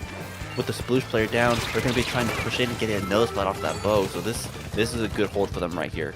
Yeah, but Salpo setting up perfectly to use the Zuka on the team of 789, trying to go in and trying to get whoever drops down, but getting Townson is going to be a little bit beat up with Sabino on the third hammer now. Is going to be going in further, and actually that's going to be changed by Inkception. That's right, lead going to be swapped. Inkception taking this, but the strike's going to be trying to contest the zone. But the Dynamo going to be locking down tight, and the Crab just to keep things going. Right now, Inkception doing a good job at chaining their special together, not letting 789 run away with it again. But with the Dynamo going down, that could completely change the momentum right there. Yeah, and also with the Wayne and Spectre getting killed off for the side of Inkception, it's a bit of with another hammer throw. That's like the 5th hammer already. That's going to be really good for them. And now we need to see for the side of 789. They just need to hold. They did it before. They just need to do it again, but they've been playing really risky this time. But I think they're trying to follow off Sabino and just try to get on the top flat the whole time. But really, it might be a big issue because, again, the Dynamo, the slaughter that Inkception had, there's going to be a little bit of issue for them as we see with 3 down on the side of 789. 3 numbers down off of 789, and still the lead in Inkception's favor. The bucket getting a nice double there, gonna be just stalling things out a bit, and the bow following up with a nice 3 out of 4. Oh, that's gonna be a zone flip right there. It's for sure, Joseph, and that's gonna be a delayed wipe on the side of Inkception. The Spooks are going to go down. That's pretty good for them because they're the most accurate player to fall off to, but they need to call off Senseless Slaughter player as well. They both have been coming up. They gotta just say they sacrifice on the zone, but Pasky on the sword, on the Crab right now. They'll play even more defense as well. And with the Sprinkler Shower on the zone as well, that's going to be a zone swap and a victory lead to the side of 789. 789 doing a good job by just comboing that Crab with the more aggressive players, both that Sploosh and the Bucket, able to just go in with the Crab and get like a combo of chip damage. And here we see the Crab trying to come back and turn things around. Let's see if the Ink Strikes are able to just get some of the zone back. Whoa, getting the nice... just getting in with the strikes. They didn't see them coming, but they were able to put some penalty points on and still stay in this game. Because of the death of one of the players on 789, they were able to capitalize to the zone for a second, but merely because there was 3 up on the side of 789, they were able to capitalize it back. But Saul here on the bottom right, they're trying to sneak for the Western team going into advantage, but also with the Zuka buddy, they're going to be trying to do as much as possible, but then getting shut off by the bow. Right on the spot, they knew it was going to happen. And with 5 penalty points remaining, this might be the lead for 789. 789, they just might be able to knock it down here. Nothing in the game. Completely locking it down with that wipeout. Shout out to Sense, man. We saw so much sauce gameplay for them and just ending it off with the sauce gameplay too, just showing in a double. GG's, man. That is going to be 789, showing who's the 9 and who's the 7. And who's this get by and going to slowing, going 3-0, and I think 3-0 in their own Twitch stage as well.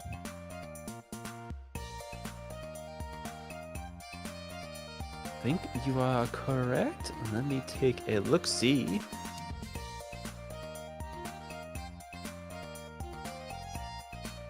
We need to bring out the website, bring out the group information. Yeah, 789 is on a hot streak right now, completely undefeated, going 3-0, 3-0, 3-0 in all of their rounds so far. So, like, they're pulling out all the stops. Like, Inkception, they had a great last game right there, but just so far, 789 has just been gobbling everyone up. And that is going to be huge because if they keep this streak going on, they're going to be your top. You're going to be one of your top groups in low ink, and actually for the slow ink and in the group, and they're going to be in top seed for top 16. That's going to be a good thing if they make it that far. Oh, absolutely, absolutely. Oh my goodness, yeah, Inkception, they're sitting pretty high to win too. Like you said, they are pretty well established.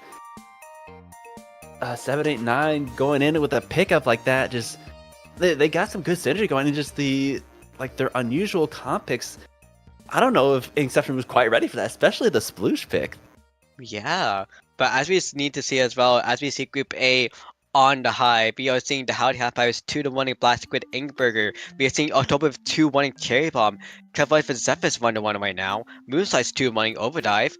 And that's going to be Nonbinary first 2-1 Black Banana Wooler. And Inkblade finally getting come in a 2-1 setting in Nightmare, surviving another 2-1 against Team Friendship. Oh, very nice, very nice. Yeah, once again, seeing some more even matches, a lot more 2-0s than the 3-1s. So it's like, again, as we get to more of these middle rounds, we're going to see some more of those even matches. But I feel like even in that last one that we saw, like there were some times where Inkception really put up a heck of a fight. Even though the score says 3-0, they still have some good moments of their own. But it's just the overall consistency that 79 brought to it. And that's kind of what you want, is like that consistency to make it through a 6-round bracket like this.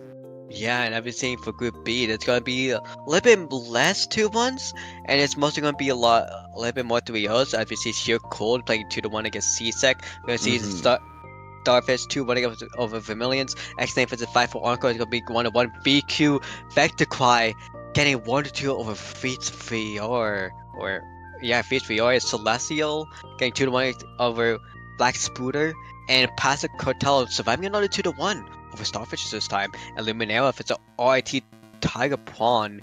I think that might be a college team. Is right now it's a 1-1 setting. I just want to point out the matchup of Caution versus the Tiger Titans. That is the second Tiger team they have defeated today. Oh wait, so the Tigers are out of the Tigers right now. They're still surviving. And they're still surviving, but Caution is confirming the spot in top 16 right now, going for the 3-round 3-0. If they go survive one more round for another 3-0, they mostly survive the top 16. If you get a 5-1 or a 6-1, you're solid. They just gotta take on RIT Tiger Prawn next to complete their Tiger streak. Yeah, but Matt, that might be it for a block, but we need to say one more thing. Indeed, we do have a little bit of an advertisement for you.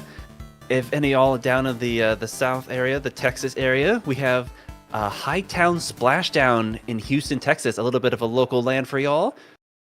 Gonna be exciting on the May 28th that weekend.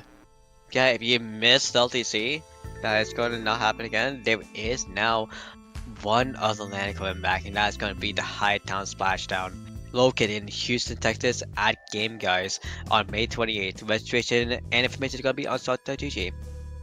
Indeed. So if you're in the Texas or Houston area, you definitely don't want to miss this. Yeah, the link is going to be start.gg/HTown Splashdown 1. So, I think that's advert now. Okay, that's advert. Advert calling us through. So thank you, TOs. When are we getting paid? Which, if we're getting paid in like black coins or something, that'd be sick. But yeah, that's gonna be the round 3 and our last comp block for Low Ink. Matt, we'll be able to find you. Well, you can find me in all the usual places: Twitch, Twitter, and YouTube at iMadGamerII. You know, I've been trying to get into the Splatoon content again, but where can the good people find you, Joe Ryan? So you can be finding me on Jorian2 on Twitch if I ever stream again, Jorian on YouTube and also you can be finding me at Jorian51 on Twitter or Jorian Blue Sky, but you can also be finding me streaming for Dapple Productions, maybe commentating there sometimes, commentating in SOS sometimes too, like you did, Matt, for this Wednesday. Remember, it is Cat May, so 2 more weeks of Cat Mays on cans. But also as well, if you want to like maybe swap over to that production or watch the multi-Twitch stream, you can watch me over there because I'll be swapping over there. Excellent. Well, we want to thank you all for hanging out and thank you all for watching. Stay tuned because we got more of Day 1 Low Ink coming up. So stay tuned and stay hydrated, and we'll be right back. And a really hot commentator 2 of Spicy and Keon, so you don't want to miss that. Stay chill.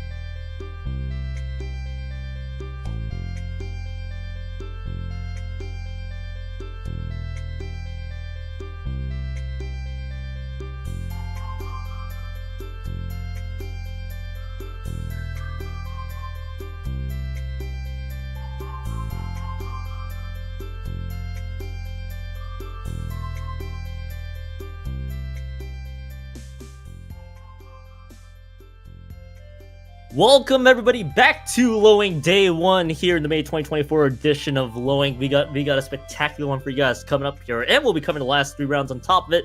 My name is Keon. Spicy joins me on the mic. First of all, before we begin, Spicy, how are you doing?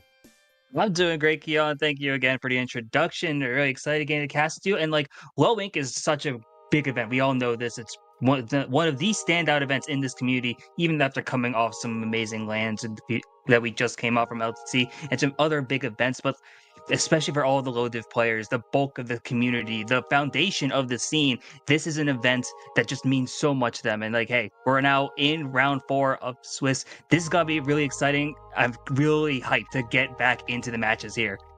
Yeah, for sure. And is Lush versus Sheer Cold? If not to a little bit too much emphasis on the Sheer there. Lush, one of the top performing teams actually from last month's Low Ink as well.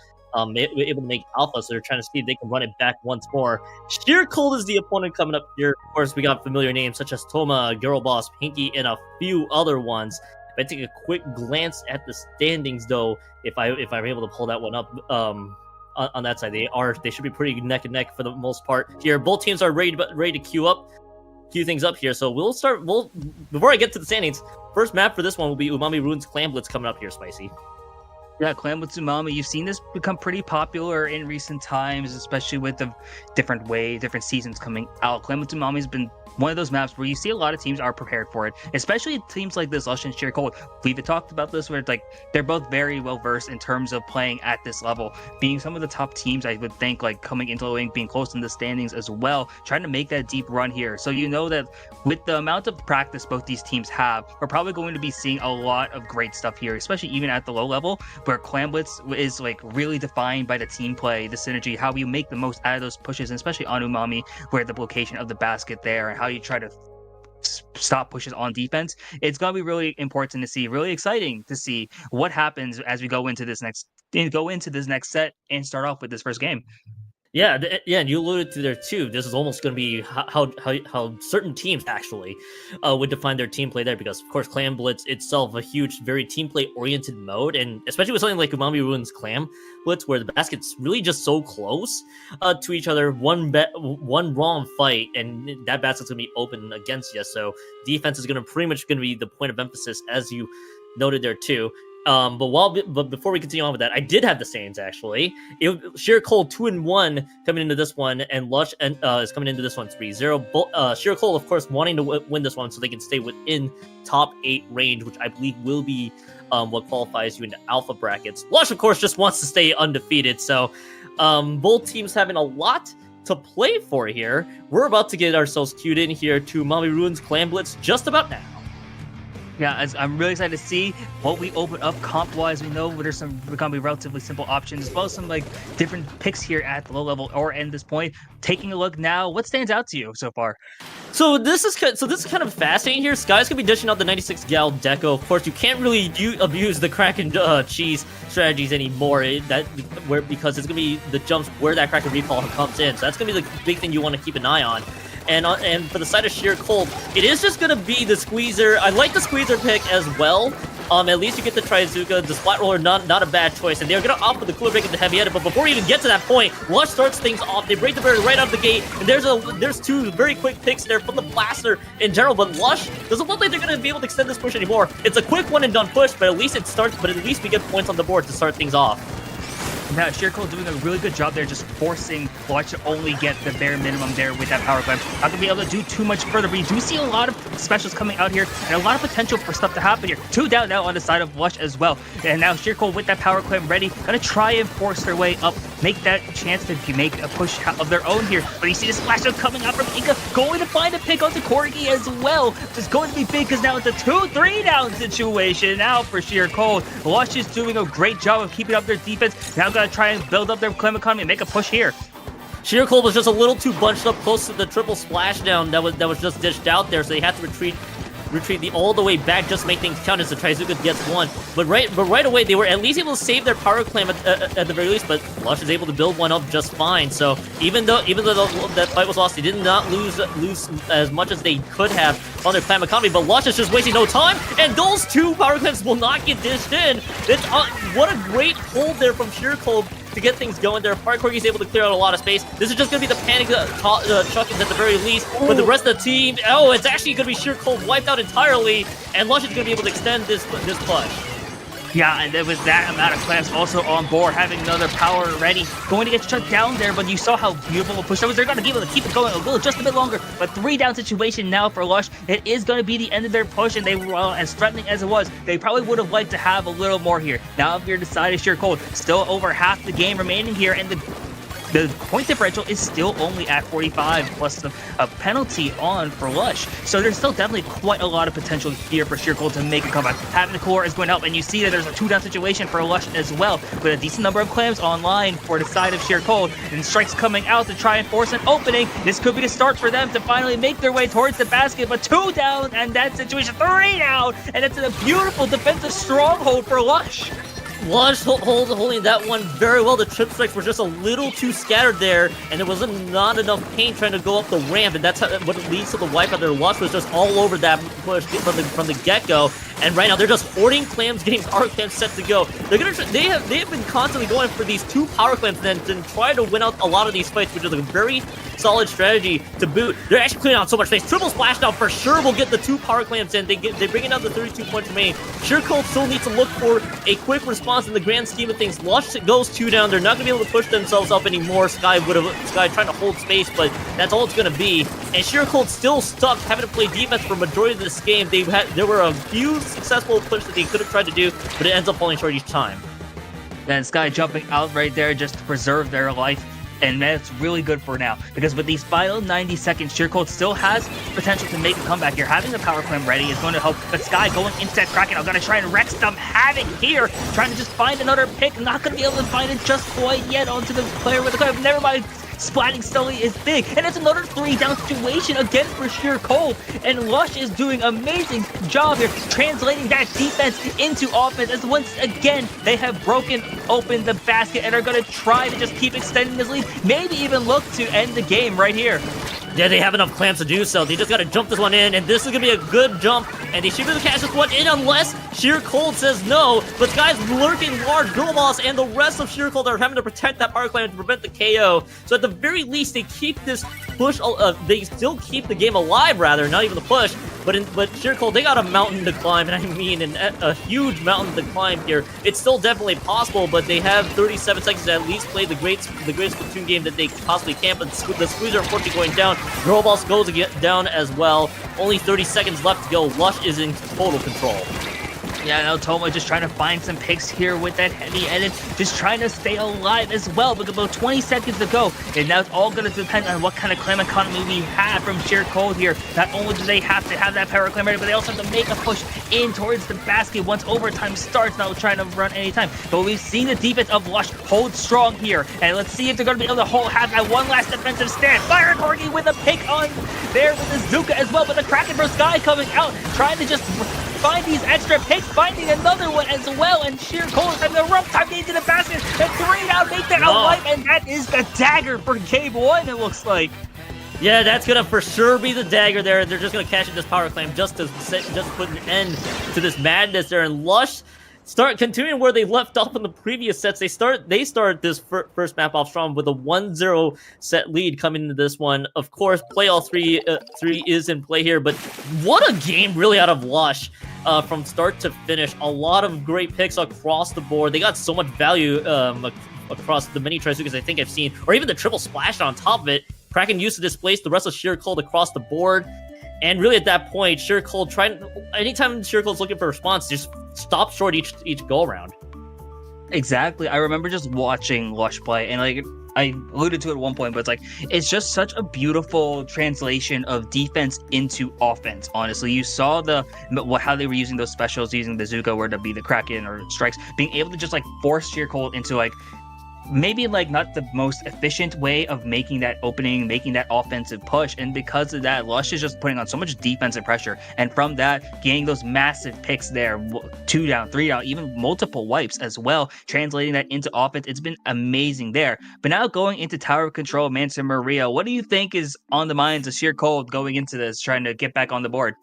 If you want to get back on the board, you got to figure out how to solve how Lush's team play has just been set. Lush, as I've noted before, making alphas from last month, if I'm not mistaken, they had a 6-0 group stage record, and right now they're still undefeated in groups, but they look like they want to continue that momentum as much as possible. Sure, they're gonna have to look to make some adjustments. You and I both would both understand how certain teams will have to make adjustments in the middle of certain sets. This is gonna be one of those cases where I need to see how Shirko tries to respond really to the overall team. It feels like it wasn't really just one person in Lush. I think that like the entire team just was playing in a cohesive level. So they got to figure out a way to outmaneuver them in some of these team fights. Yeah, for sure there. I'm going to, for those in chat who don't know, when I comment, I do make a lot of NBA analogies. So it's like Lush there, especially that defense, that team play. I am so much reminded of like the 04 Pistons. You're looking at like Ben Wallace holding it down at the basket. I'm like seeing so many like just block shots at the rim. I'm like, what is happening? This is literally just the 04 Pistons here. But now Sheer Cole got to have to try and figure something out here. And I think if they're going to be able to do it, they could definitely do it on Manta Maria Tower Control, where once again, there's so much offensive potential with just in tower control as a mode, being able to just like snowball once you have special advantage and really just make the big pushes there. If they're able to like step up with that team play, match what Lush is doing, there's definitely a lot for Sheer Cold able to do, especially with the amount of talent they have on that team.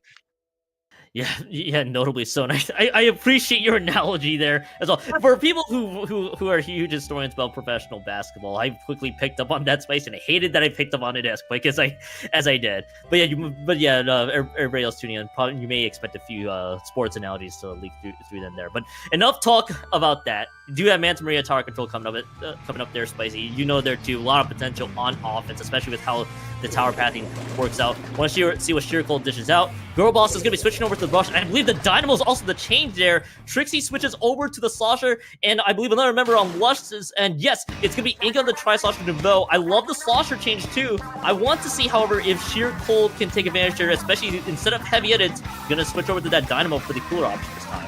Yeah, Wooly now on the Dynamo as the cooler option instead of Tomo with the Heavy Edit.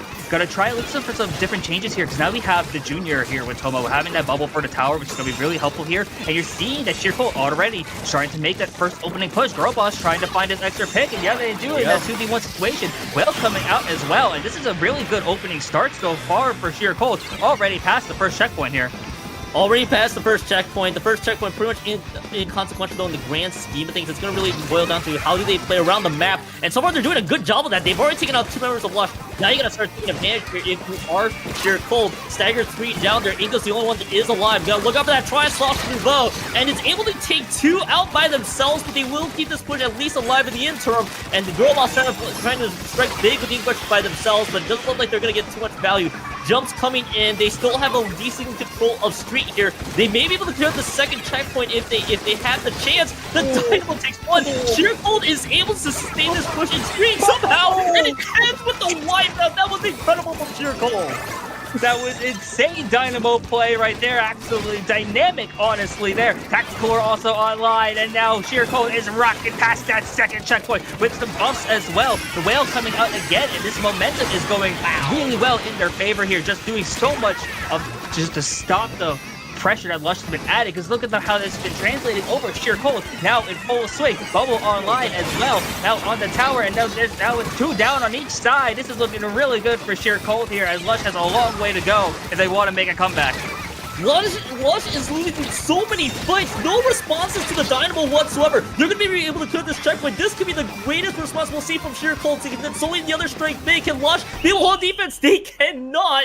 And talk about a massive change from game 1. Sheer Cold 100-0's Rush. And now the third map is going to absolutely matter for the set records. And we love to come down to these moments in low ink where you, even if it's only round 4 Swiss, where we go to that last game 3 in the playoff, where that thing will actually matter for the difference of the set. This is exciting. Both these teams have put up such amazing performances. You saw what happened with Lush with that amazing defensive hold. You saw then Sheer Cold respond back with some explosive offense there, just really being able to make the most of it, honestly. If we're going to stick with the mid-2000s NBA stuff, that's like the 7 seconds or that's a 7 seconds or less Phoenix Suns. You just saw how much offensive pressure they were able to keep up there, never really looking back, and just how fast they were able to keep on going. And I love the Dynamo pick, honestly, just being able to use it both as the playmaker in terms of having the tactical core, but also just firing off some shots from extra range. As just amazing weapons overall, just amazing synergy from both sides. I'm so excited for this game 3. That honestly, I feel like this change with the Dynamo, no responses from Lush. It's like a quick adjustment, almost like in between cores. We would say here spicy, because I mean the switch to the Dynamo was so smart overall. It took advantage of the entire map. I see where Lush was going at, by the way, with the slosher there. We do have some. By the way, before I continue on, there it looks like we may be learning into this third map a little bit later here. Yep. So spicy. While we continue on to the second one. The Dynamo change was really smart. The slosher changes. I get the reasoning from Lush here with the slosher changes, especially with trying to take advantage of Manta Maria. The problem was just that when that Dynamo got so many picks left and right, and then Girlboss on the ink brush just able to scatter the rest of the group across the wind, it felt like this was just a very different Sheer Cold team than what we saw in Game 1, and I feel that the adjustments played a key part into it.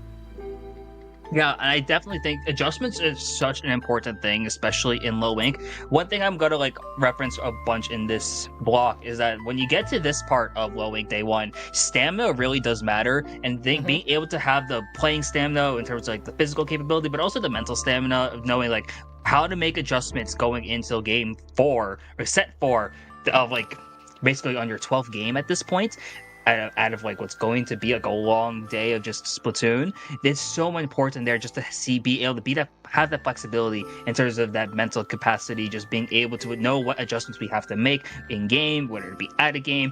It's just so much honestly there, and you see how that translated very well into some of the picks that we just saw, like the Dynamo pick, which we've been applauding so much from the side of Sheer Cold. But knowing the capability Lush has, I'm very curious about what kind of change up they're going to make here, because we saw what happened in game 2 where a comp change, maybe a playstyle change can matter so much, especially going into Rainmaker Scorch Gorge to be the last game of this set. I have no idea what we're going to be seeing here, but I'm expecting it to be absolutely chaotic and have a beautiful matchup coming up. I feel like they made some of the picks based on what map mode they had there too. You know there too. Yes. Stamina is going to be a key factor. How focused are you in between? It's 6 rounds, by the way, of group stages. Those can get very taxing, especially in a play all 3 setting there. So to your point, what adjustments do you need to make? How can you keep this up in what can always be a very tough day 1 for any team participating, especially with Lush and Sheer Cold. Sheer Cold looking to see if they can win this after being down the first one. And Lush is trying to see if they can stay undefeated. It took me a hot second to pause there, because there is not the Custom Blast back, but also the E-Leader with the Kraken has made its appearance. I'm gonna be intrigued to see how that pick's gonna work. I feel like it's actually not a bad pick whatsoever. I'm just wanting to see if they can take advantage in both stages. As it's gonna be 3 down by the Sheer Cold. Lush should have a quick split advantage, but I think they're gonna have to hold because they lost 2 of their allies. Yeah, a lot of fighting happening just in mid right now. No one is able to secure a big advantage here. Sheer Cold gonna have a slight numbers advantage. Never mind, actually. Both these player teams having multiple players going down at this point, but Sheer Cold now having a chance to have the Rainmaker. Gonna try to make this push around. Sky immediately saying no. Absolutely not. With that first the E-Leader shot, then the Kraken coming out. Then Sheer Cold is once again in a 3-round situation. Lush now gonna be able to respond, having the Rainmaker of their own here. Gonna try to make a push here, but multiple players going down. And now let's see what they're going. Lush is going to be able to keep this push going here. No points being able on the board yet. Never mind. But here we go. Trixie going to try and just stay alive here. But you see the defense. Wow. Now this Sheer Cold is putting up with these strikes, and it's absolutely very difficult to move right now if you're Lush. Yeah. Somehow Circle is able to still keep a hold of at least up to the first checkpoint, but Lush was able to clear the rest of them out. And now Girlboss is going down. So does the T-Tech. And this could get out of control in a hurry. The coolers have been dished out. Everybody has picked up the sodas, and now Circle, they gotta bring out the defense of their lives here once again. Everybody's back up. Where are the snipes? It's not there. It's 2 members quickly down. The Junior and the Dino was alive. That's 2 down, and now everybody's wiped out. And now another 100-0 victory to cap off this set. All 3 games here in this playoff 3 ended in 100-0 victories, but Lush will take the final one. Lush ends this set with a 2-1 map record. Yeah, and Lush is going to stay undefeated in sets, I believe, Act 2, which is looking very good for their prospects going into this tournament now. Sheer Cold, though, with the way they've been playing, especially getting that game 2, they have nothing really to be ashamed of here. Yes, every game was 100-0 in some way, but it really just was about like which team was able to make that first move, make that first offensive push, and really because you saw how much momentum was able to be gathered there. And you know what? And you saw at the beginning of game 3 where it was really just a big neutral exchange for the first like 30 seconds. And even when Lush got a hold of the Rainmaker, how difficult it was for them to push through. Had a few things gone differently, maybe Sheer Cold would be the one here ending that in 100-0. You mentioned, I think you highlighted the key point. Just the initial offense, it just caused all the momentum to just drift in that direction, because I think, especially from what we saw, all those 100-0s kind of just ended on the very first push, and whenever there is another team that's trying to push back, either stalls short or just never have it in the first place. And you know there too, Sheer Cold honestly has nothing to be too upset about. There are still a lot of chances, at this point it's razor thin margins they want to make alpha brackets. For sure, they cannot lose any more sets at this point from here on out. Lush, though, as you mentioned, they're gonna stay undefeated here. As we do take a look, by the way, on the mainstream, the results of Group B. A lot of teams still stuck on 2 0s and 1 0. What I have seen so far, though, is that because these sets have ended so quickly, they were able to finish fast in front of the other competition. I do like some of the, but hey, still a lot of time left for all the other teams throughout. Yes, and just getting a chance to look at like how the rest of this is shaping up. You do see a lot of close sets, also a lot of 2-1s. You had to like Seasick and Stardust Inkception there. Most Inklings just beat Hardcore Noobs in that last game 3 there as well. So a lot of close sets here, and really, you know that the latter half of day 1, Low Ink, we've talked about this, where this really starts to matter. Like what bracket do you get placed in? Do you make a day 2 as well? Like being able to put those kinds of games up, really, this is where the stamina matters, how all the practice you've put in, because yes, you can have this great start in the first 3 rounds of Swiss, but then like if the latter half doesn't go your way, things can struggle as well. But maybe that's the opposite story here. A lot of things could be happening here in Low Ink, and that's the beauty of the event so far. So many teams out here trying to make a name for themselves, where that be pushing up to mid-level or even just like rising up the brackets in the low level still. So, and with events like Ludi coming up as well, this is going to be really cool to see how the rest of Low Ink Day 1 transpires. You're absolutely correct. One set loss, maybe 2 set losses here is going to start to matter a lot in the grand scheme of things. We do take a look at Group A. We do see a lot of very notable teams finishing out some of their sets. Royal Bouquet as well was one of the teams I was wondering about on top of it.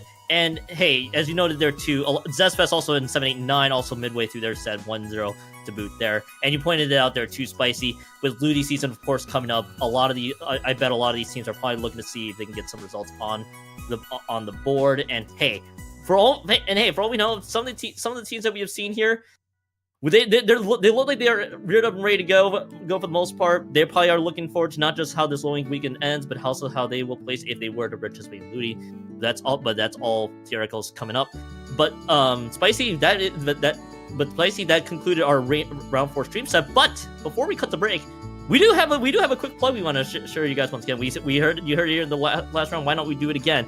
Because there is the H-Town Splashdown local here. Have you ever wanted to attend a Splatoon 3 local, only to then remember you live in Houston?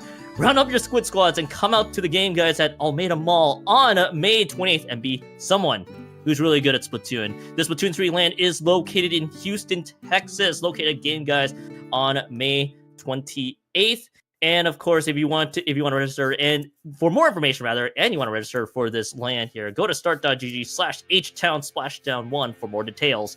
Spicy, I love that. I love that the local scenes is rising up more than ever. And of course, with LTC being the big land that we saw from last weekend, the traction is just even more. It's just intensifying more and more. For sure, yeah. And if you missed out on LTC and you're in the Texas area, especially in Houston, you definitely don't want to go to this event. The Texas Splatoon scene is honestly one of the greatest communities we would have here in the overall scene that we have, because like there's so much passion there, and it's like really exciting there. You see so much passion for the game and how supportive all the community members are. I'm really happy that Houston's finally getting another LAN, and while LTC probably isn't happening again in next May, having the Texas event still coming out here, regardless though, whatever, if you know that there is a Splatoon LAN in your area, doesn't matter what coast you are in the US, doesn't matter if you're out of country, if there is an event, go support it. Their local scenes are where you see a lot of the best support for the entire community there, and it's a great way to network with other players, meet some like familiar names, or even just get better at the game that we all love. Absolutely. But well, that's all happening. We gotta wait for round 5, so we'll take a quick break here, Spicy. When we come back though, we'll resume the rest of Low Ink Day 1 coverage. Round 5 will be coming up soon. Don't go anywhere. You don't want to miss a thing.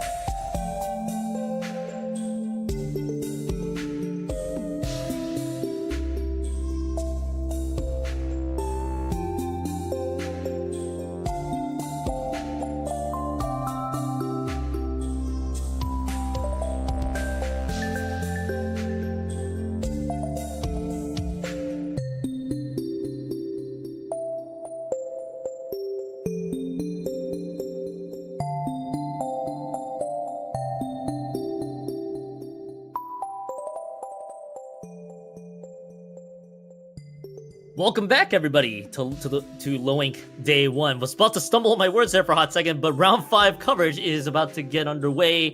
Once again, I'm Kyon. Once again, Spicy's with me for this one. We got 2 teams now queued up for y'all. Fishfishfish and Spicy, this team name is great. Lullaby 2, May the Chaos Unfold. Names alone are some of the best things about the Splatoon community, and then we got some great talent under those names as well. You got both sides here. Anyone here is familiar with CCA? Fishfishfish has 3 players from the Penn State organization of teams, and that's an absolute powerhouse in terms of the collegiate side of Splatoon. And Lullaby 2 made the Chaos Unfold. On top of having a great team name themselves, they're also, I'm pretty sure, having a pretty decent run in Low Ink as well. And there's quite a few notable names here. Just looking down the list: Skya and Ruby, Josie, Gillo, and Nike and Smop. Just such great talent on the side of all these teams here. We're really looking forward to what we got here for this Swiss Round 5. Yeah, this is gonna be the one I'm very intrigued about here. Let alone the great. Again, I'm still gonna be attached to that team name there, Fish, and May Lullaby 2, May the Chaos Unfold. What's at stake, by the way, for both of these teams? For those paying attention, both teams 2-2. Win here will at least keep themselves within beta range, possibly razors thin margins for alpha. Losers this one will be at risk for not making it to day 2, depending on how the rest of the day goes for them. But that's the stage we have set up for both of y'all. First map to kick off this round 5 matchup is gonna be Hagglefish Market Splat Zones for that matter here. Spicy, there too. Both teams with the collegiate scene representing in Fishfishfish, as you also noted there. A lot of talent under the Lullaby 2. I'm expecting to see a lot of fun things between both these teams in this play all 3. I would agree here, especially going into Splat Zones Hagglefish. The great thing about Zones Haggle is that there really is quite a few ways you could play it, honestly, and it's a beautiful thing about Zones, especially, and why there's such a push for that in terms of the comp scene, because there's just a lot of options you can have in terms of comps, and as well as how you want to play it. So I'm super excited getting a chance to go into game 1 here. Gonna get a chance to look at the opening comps from both sides and see what we got, as we do see a blob coming out from Lullaby 2, as well as the Octo Brush. Wait, the paintbrush coming out from Fish. Okay, we have some interesting comps. Let's talk about this. Okay, Blob Wolverine can understand. It's the paintbrush, not as much, but I can understand why in that regard there. Fish with the paintbrush. Could be curious to see if they can get a lot of value there with the Tena missiles and the other weapons surrounding, which is the Forge Pro with the Blue Bomb and just your Vanilla 52 and the T-Tech for that matter. That Blob though, I have some eyes on, because that if used right can be so much pressure that Fish has to deal with. Right out of the gate, Lullaby 2 is going to be the one with the first cap of this one. They're going to be bringing this one down to 72 points and counting. Fish stuck in defense. Yeah, and now Fish being stuck in defense is going to be really difficult. They're going 3 down in this process.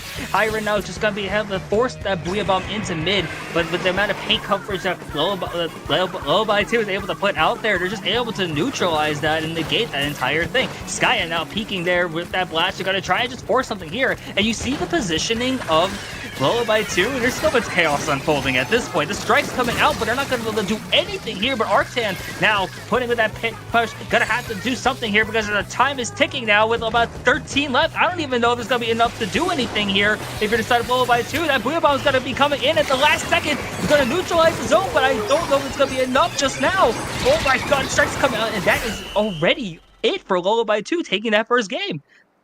The string of 100 to zeros continue, and Lullaby will continue that here on stream. And let's be real, Lullaby 2 won that from the first minute with just so many fights being won across the board. It felt like this was another cohesive team effort there from that side. As I love what they dished out. Josie and Spawn, by the way, with the fist bump there. Hey, for Lullaby 2, that's a great opener. I was wondering if the Blob Blobber was going to mean a whole lot. I imagine with the way they were winning out the fights, there was just so much control of that map leading into Fish's territory there that Lullaby 2 just needs to sit down, just need to win out some of those individual 1v1s. And before we could even talk about some of the more sillier weapon choices, Fish just locked in defense the entire way through, just could not find a way to contest. And last ditch ever with 2 points remaining, they still couldn't get the cap there. So that's a great start for Lullaby 2. May the chaos unfold. Now they have to move on to Maple Mark Clan Blitz. which is going to be which in this case, basket's going to be pretty close to mid. We could expect to see a lot of quick pushes. We could, yeah, and I think we've alluded to this beforehand.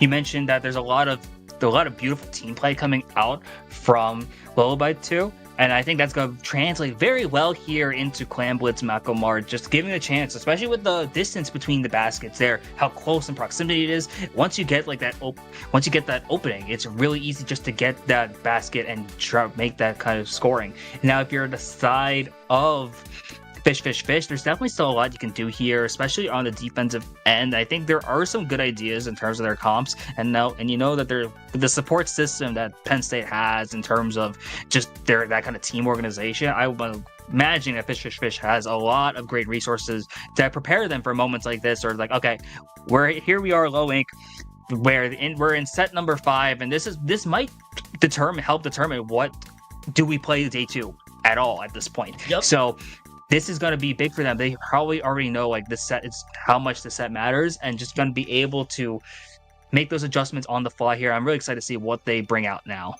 Yeah, and I wouldn't be surprised if they just do a wholesale change or just make a few tweaks here and there, because it was just a complete lockout from the very first minute. Lullaby 2 got the cap. So I would love to see what they dish out there. I actually wouldn't be surprised if the Blobber does make its return from Lullaby 2. For the most part there, as we should be queuing up in here to make our clams really quick. So, hey, if the ball returns, which we do see here, actually they're going to keep the same weapons. We could be seeing the same strategy. They realize, okay, the paintbrush didn't quite work out. We're just going to switch over to the vanilla Tri-Slosh with the Inkjet from Arcan's hands, and that's really going to be our only change.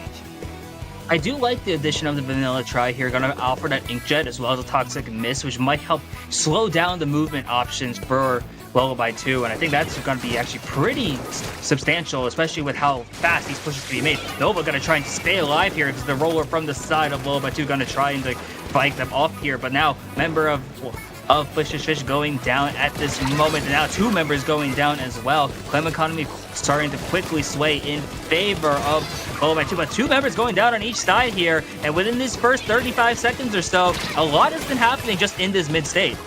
Yeah, just in this very mid-state where both teams are kind of just playing in neutral gathering clams, there's just a lot of fighting that's happening. I feel like it's going to be attributed to really how Makomar clams is kind of shaped up as a map. Because, again, these pushes can be so quick, too, if both teams have a lot of control of the clam economy here, which both teams are kind of just equaled out right now. So I want to see how both teams kind of try to get a feel for it. They may have to just concede a little bit of map territory and try to focus on defenses for the most part. Pick onto the Tri-Slosher and the Zap is going to just be a 1-for-1 trade.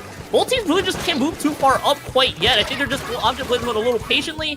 Forge Pro is going to go down, and it looks like Smop just got a few more picks there. Nikki has been collapsed on, and this should be open ground now for Lullaby 2.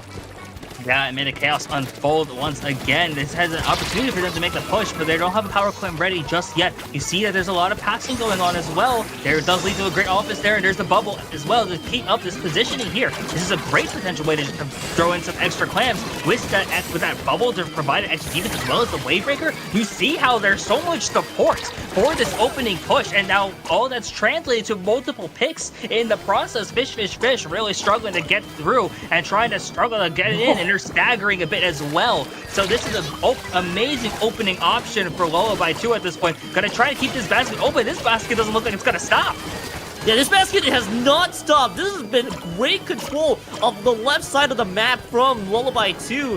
Fishfish just even looking for a response. They're trying to actually collapse to everybody in onto that left-hand side where everybody was so focused into it. But by the time all this happens, Lullaby just picks up the 3 clams and just says, GG, well played. And Lullaby 2 is going to win out this play all 3. It is going to be 2-0. They will have to play the third map, but my goodness, Spicy. Pretty much when the dam broke is the best way to phrase that. Everything kind of just flew out of there, and Lullaby 2 just kind of just ran with it the entire time once that push was made. Yes, it's a recurring theme that we've seen on the second block of Low Ink Day 1. 100-0 has been the recurring theme of this entire time we've been on the mic. And you saw once Lullaby 2 got a chance to break that opening. And props to Fishfishfish. It was not an easy opening whatsoever. But once that opening was made, you saw what was happening from Lullaby 2. Just being able to not only get the clams, but also there's so much support there. You saw the bubble and the wave breaker in conjunction with each other just to make it so Fishfishfish couldn't really pressure anyone from Lullaby 2 at all there. So it was just so difficult for Fishfishfish to like stop that momentum there. And you saw how Lullaby 2 was able to just get those clams back and forth and just keep translating it in, and with just a keeping that basket open. That's just beautiful fundamental clam blitz, honestly, from that team. You're right on point too, and also just total control of the left hand side, and Fishfishfish investing so many resources to get them out of there, and just not able to clear them out, which allowed for that push to continue to be extended for Lullaby 2. Just made things more difficult, and I think it was actually an extended one push 100 to 0-2 if I last recall. But no matter the cost, it's a 2-0 sets map standing where we are. This is play all three for pretty much for the tiebreakers as well. So this is gonna be a key thing to note. It's gonna be on the final destination of all tower control maps, Inkblot Art Academy Tower Control. We see this map so many times throughout the different tournaments, Low Ink included. Both teams almost feels like they had to be ready for what they're going to be dished out here, especially for Fishfishfish, which they are in the mode of trying to just salvage whatever they can out of this set. And it's been rough sledding for them, to say the least. They're spicy, but I imagine they want to try to end this set on a good note by trying to take one here. Oh yeah, taking one is going to be really important for Fishfishfish, especially going in this late in day one. But now we're going to be here on Tried and True TC Inkbot, seeing a lot of similar stuff that we've been seeing as well. And now it's going to see how this translates going into one of the most common map mode combinations, if not the most common map mode combination in Splatoon 3. Yeah, and actually the change is really from Fishfishfish. It's gonna be Nikki on the range blaster, along with the change over to just actually really just a splatter shot at that point. They've moved over from T-Tech to splatter shot. Actually, I do like this change overall. You taking advantage of the Trizuka and the range blaster, almost a very common twist you can find in most target formats, especially one with Inkblot. But what I'm gonna be intrigued to see, Lullaby's gonna keep the same weapons overall, which I'm not sure if the Blob can really take advantage, but it's less about that, and it's more about Artan getting taken free by themselves. The problem though is that Lullaby 2 also took out two members on the other side of the fence, so really both teams are gonna be stalled into a neutral state.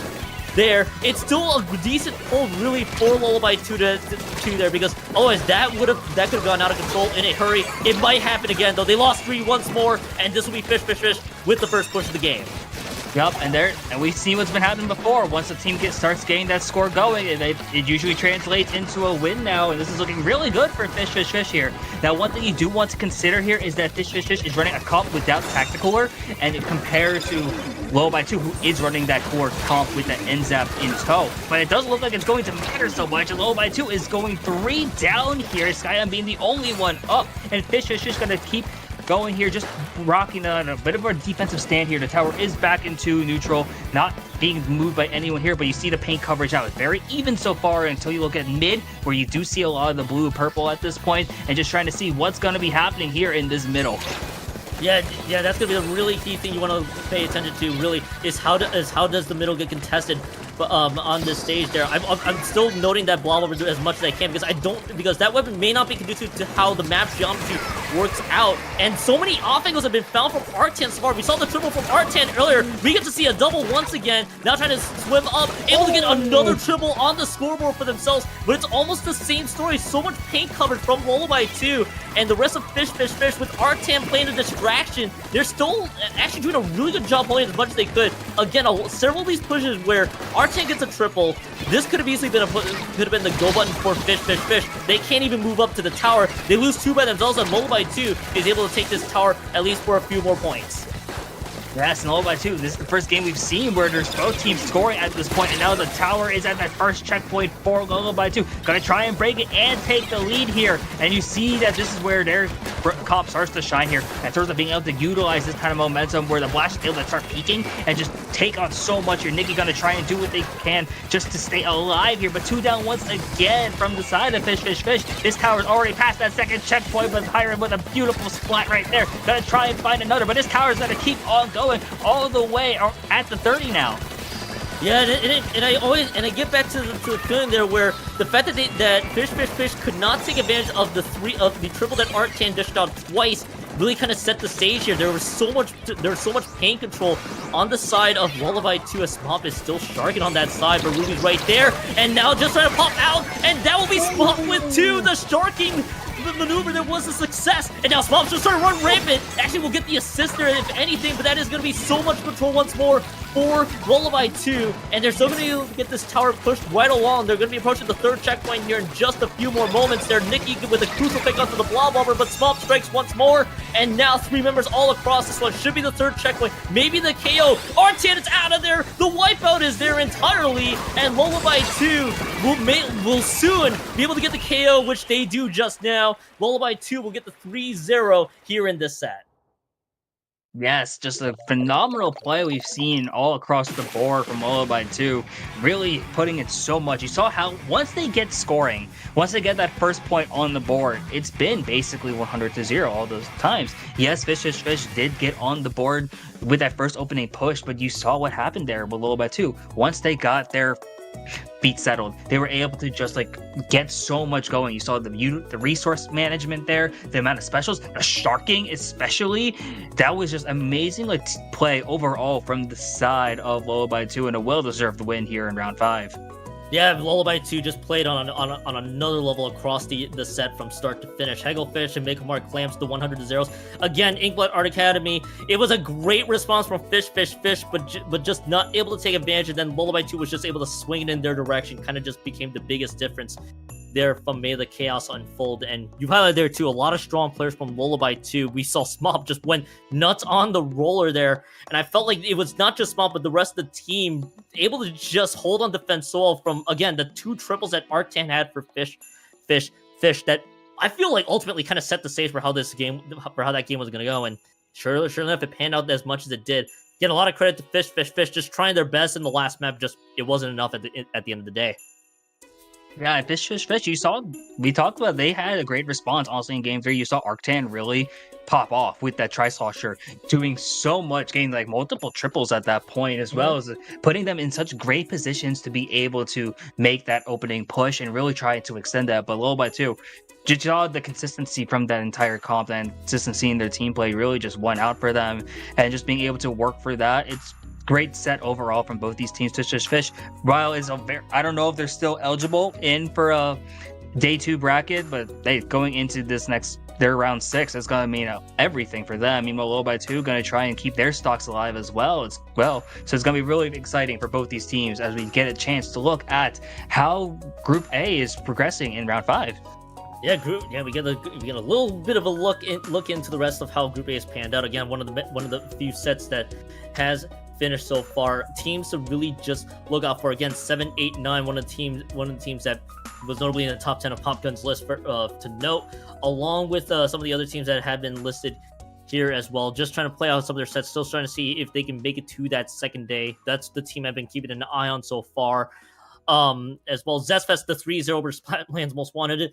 One on top of it, Zestfest also another team that a lot of players out there and even a lot of viewers are just kind of looking out for. Again, Group A, we're seeing the results kind of trickle in here, one by one. And you see that notably, there's quite a few sets where there's multiple 2-0s already, or 3-0s at this point. There are a couple, I think, that are going to that pivotal Game 3, looking at Order of Rise and Malibu Rising. That's going to be a set to watch for, seeing how that result pans up here. You see 7, 8, 9 up 1-0 on the Howdy Hat Pirates as well.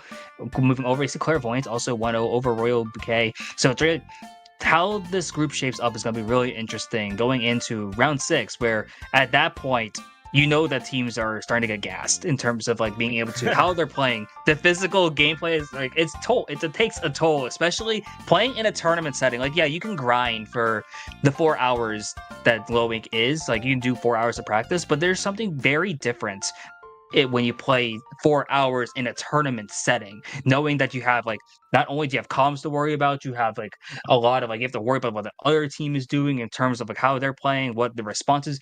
Really, the thought process goes from like 0 to 100 really quickly when you play in a tournament setting, especially in Low Ink, which is basically just a gauntlet, and really does separate like which teams are the best on any given weekend at low level. It really is, as I've been saying a few times, it really just is the beauty of the event. Yep, as you know, there too, a gauntlet from start to finish. Rounds 1 to 6, you had to play You have to play almost 18 maps in a row, all of them with very different opponents, and of course, with it being Swiss, close to your competition. So you're gonna have to sweat it out, see if you can build that consistency to make it to the bracket you want to be. Of course, the dream being the alpha bracket side. So I'd imagine a lot of teams just having that in their shoulders for the most part coming into this one. All the low level ones for that matter. We look at Group B real quickly here. Spicy Lush the 3-0 over Rewind, so they do continue their undefeated streak. Soloku and Stardust and Inkception in a 1-1 tied. Both the three teams I just listed, they're only ones undefeated out of Group B so far. So one of them will have to get their first map loss. So far, one set loss, excuse me, coming into that. Otherwise, all the other results are filtering in one by one. Love to see how the rest of this group does shape up once round 5 concludes here, Spicy. Yeah, round 5 is looking really interesting in Group B here. You see quite a few names that are just like in this 1-1 situation. Yes, at this point, some teams are playing for a bracket spot. Some teams are playing just for a better record on day 1. But really, there's a lot of stuff happening here. You do see Sheer Cold now up 2-0 in their set. But you also see quite a few 1-1s. Seasick, X-Name as well. You're looking at Hardcore Noobs, Origami Dragon, Caution, November Drift, Vermillion, Guess What? Solo Q, Stardust, and Inkception, Name Not Found, Station Corruption. There's across the board. There are quite a few sets here which are going down to the wire, and like a game 5 or a round 5 when that goes to the third game where it really matters. It's really interesting there just to see how these teams are playing, especially if they know they're playing for a spot in day 2. The amount of like mental fortitude that goes into this is insane, and how the pressure that really goes on in like round 5, round 6 of Low Ink day 1. It's one of the bigger things, especially at low level, where you do know that while there are some teams who are very well versed and experienced in playing Low Ink, there are also quite a few teams who this is their first tournament ever. Maybe they're trying to make a name for themselves here, or maybe this is their first Low Ink.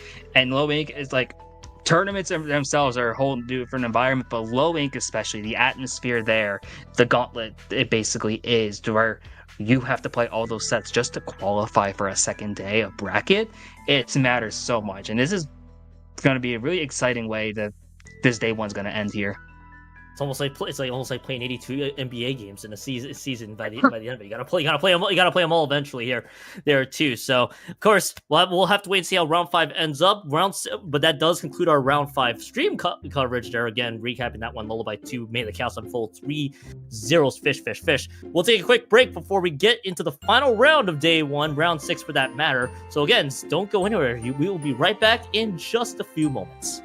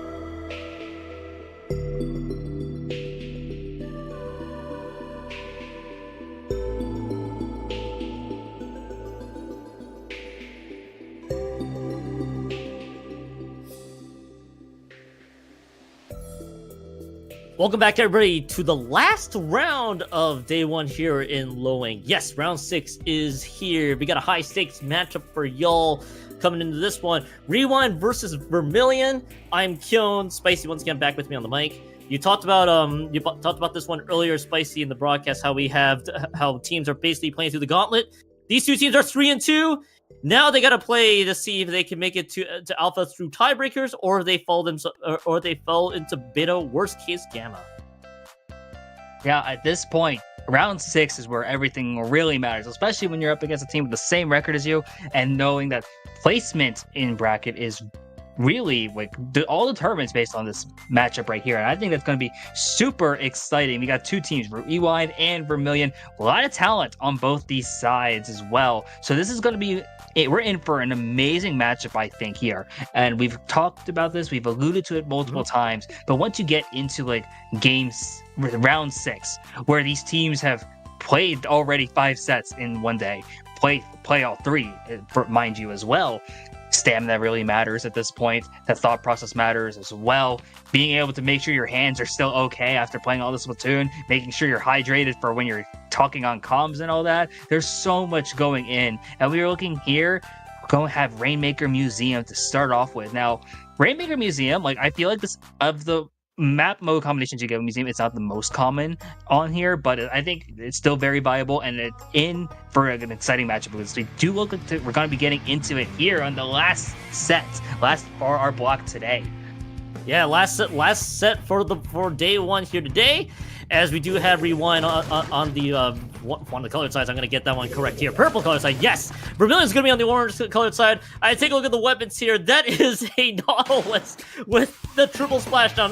It's actually a double triple splashdown comp. Weapons I don't normally see together all in one. We're going to be seeing a little bit more. We're going to be seeing a lot more sensible weapons here on the side of Rewind. Even the Dynamo is going to be okay in that regard, as it's the Splatoon, the 52, and the vanilla ballpoint. No time to waste, though. It's going to be the first points on the board right out of the gate there for Vermillion. They're going to be able to get 2 points. They're going to be able to get 9 points. Excuse me, if 2 members have went down. That's how this game is going to start here, Spicy.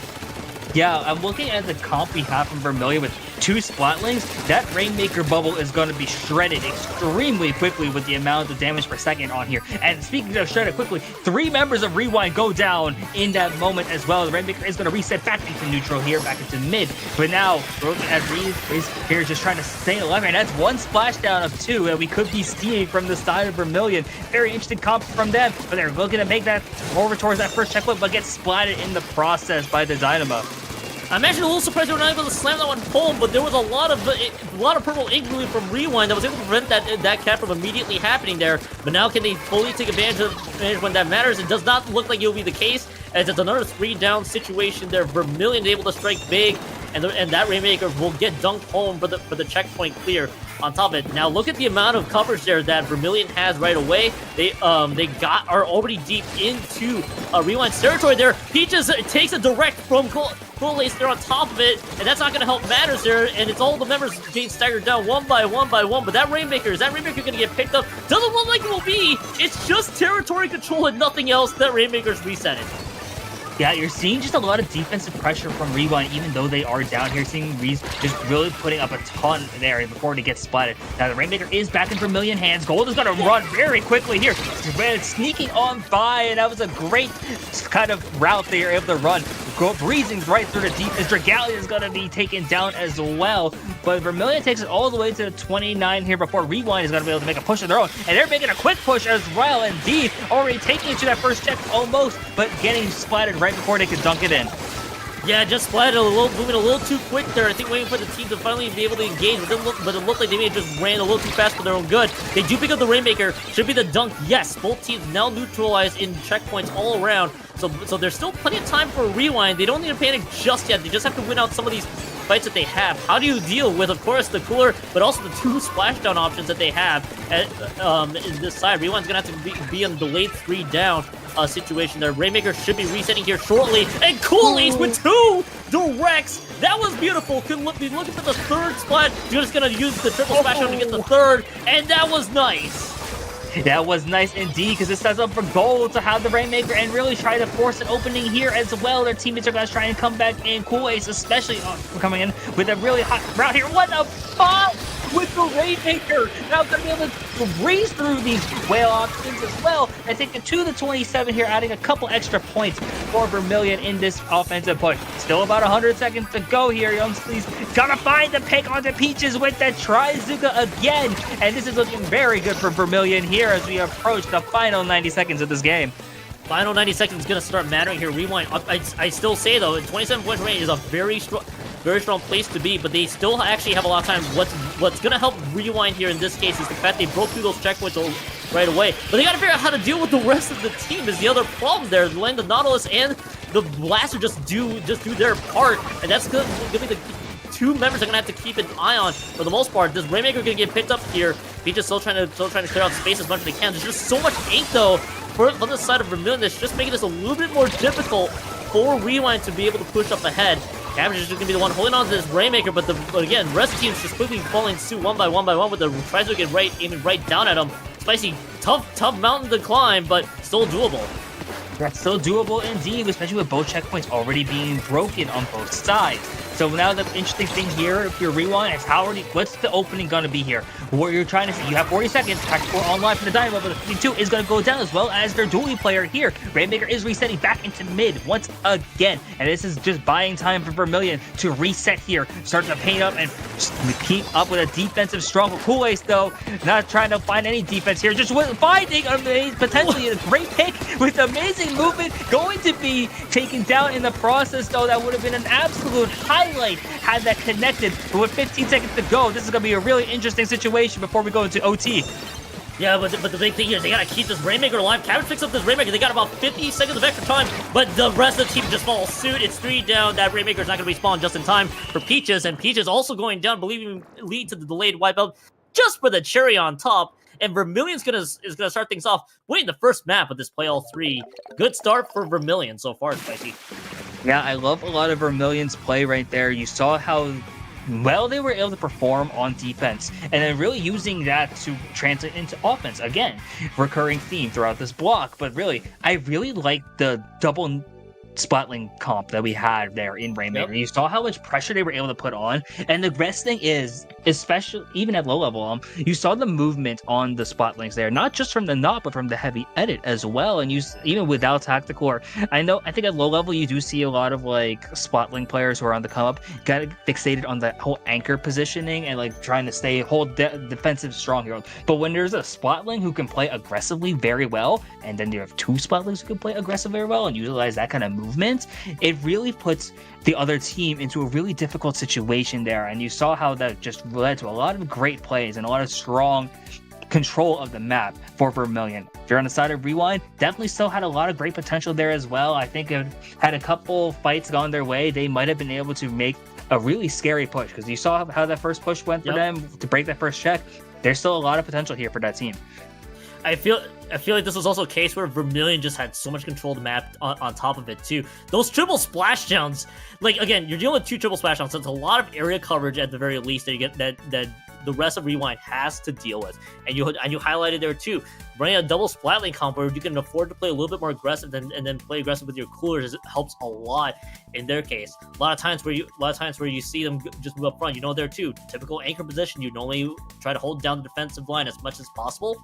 They didn't really opt to do that. They're just like, all right, we're just gonna run with it. Try to see if we can play. Just try to be in your face. Try to play as aggressive as they can. And Rewind just had a tough time trying to find responses. You do highlight there too. The first checkpoint being cleared out on their side did give them a lot of openings to work with, possibly for a very devastating push. Didn't materialize in time, and Rewind just needs to win the next one just to stay within range for Alpha. Yes, and that'll be really big for them, just to stay in range for Alpha here. I think we either had a disconnect or a substitution being made on one of the sides here. I think so. That's going to be really interesting here. I want to say it was Soul coming in now for Vermillion, which would be interesting to see how this team shapes up, because we are going into Splat Zone's Umami Ruins. This is the first, at least in our block, where we have 2 zones in the map, I'm pretty sure. So this is going to be interesting to see how these teams approach it. Especially with Umami being kind of popular now in terms of spot zones, really seeing a lot of relevance in the meta. And one of the other things that you want to highlight there too with Umami zones, not just for its recurrence back. You noted that Soul returns back from Vermillion.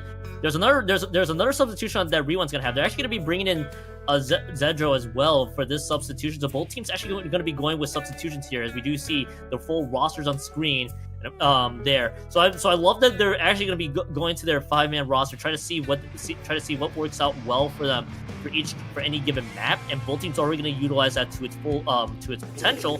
But the question is, will it deliver here? So it looks like with this substitution, Soul's going to be running out the Dynamo, which actually I think we're going to be seeing.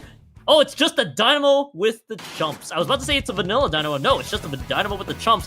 And on the side of Zedro, it's just gonna be your order Sasha. Really, just the Sasha with the order colors there on top of it. I love the changes, but I'm gonna be intrigued to see if that Dynamo with the chumps is gonna pan out well, as we do get to see the first cap of the game already. But it's 2 down quickly for Rewind. Yes, and I really like the idea of a Dynamo duel now. Vermillion's going to have the control of the zone now and going to try and take the lead as well here. Having Cooler from Gold as well. You see the positioning up now, and this is really important because you see how Gold and Soul are really in a great position to just like hold on defense here. The other 2 players can play aggressively as needed, but there's so much coverage that you can see from Soul just flinging from that middle block, as well as Gold, who can hide behind that pillow and just really force a lot of defensive strongholds here. You're seeing Rewind force some strikes out, but they're not going to be able to do too much with it already. Peach is going to try and come back in. Not going to be able to do too much now. Having the cooler as well, though. Got to find that pick on the goal. Has the tactical cooler available as well. This could be the start for Rewind to start make a dent here or make a comeback, but they have to get control of the zone first.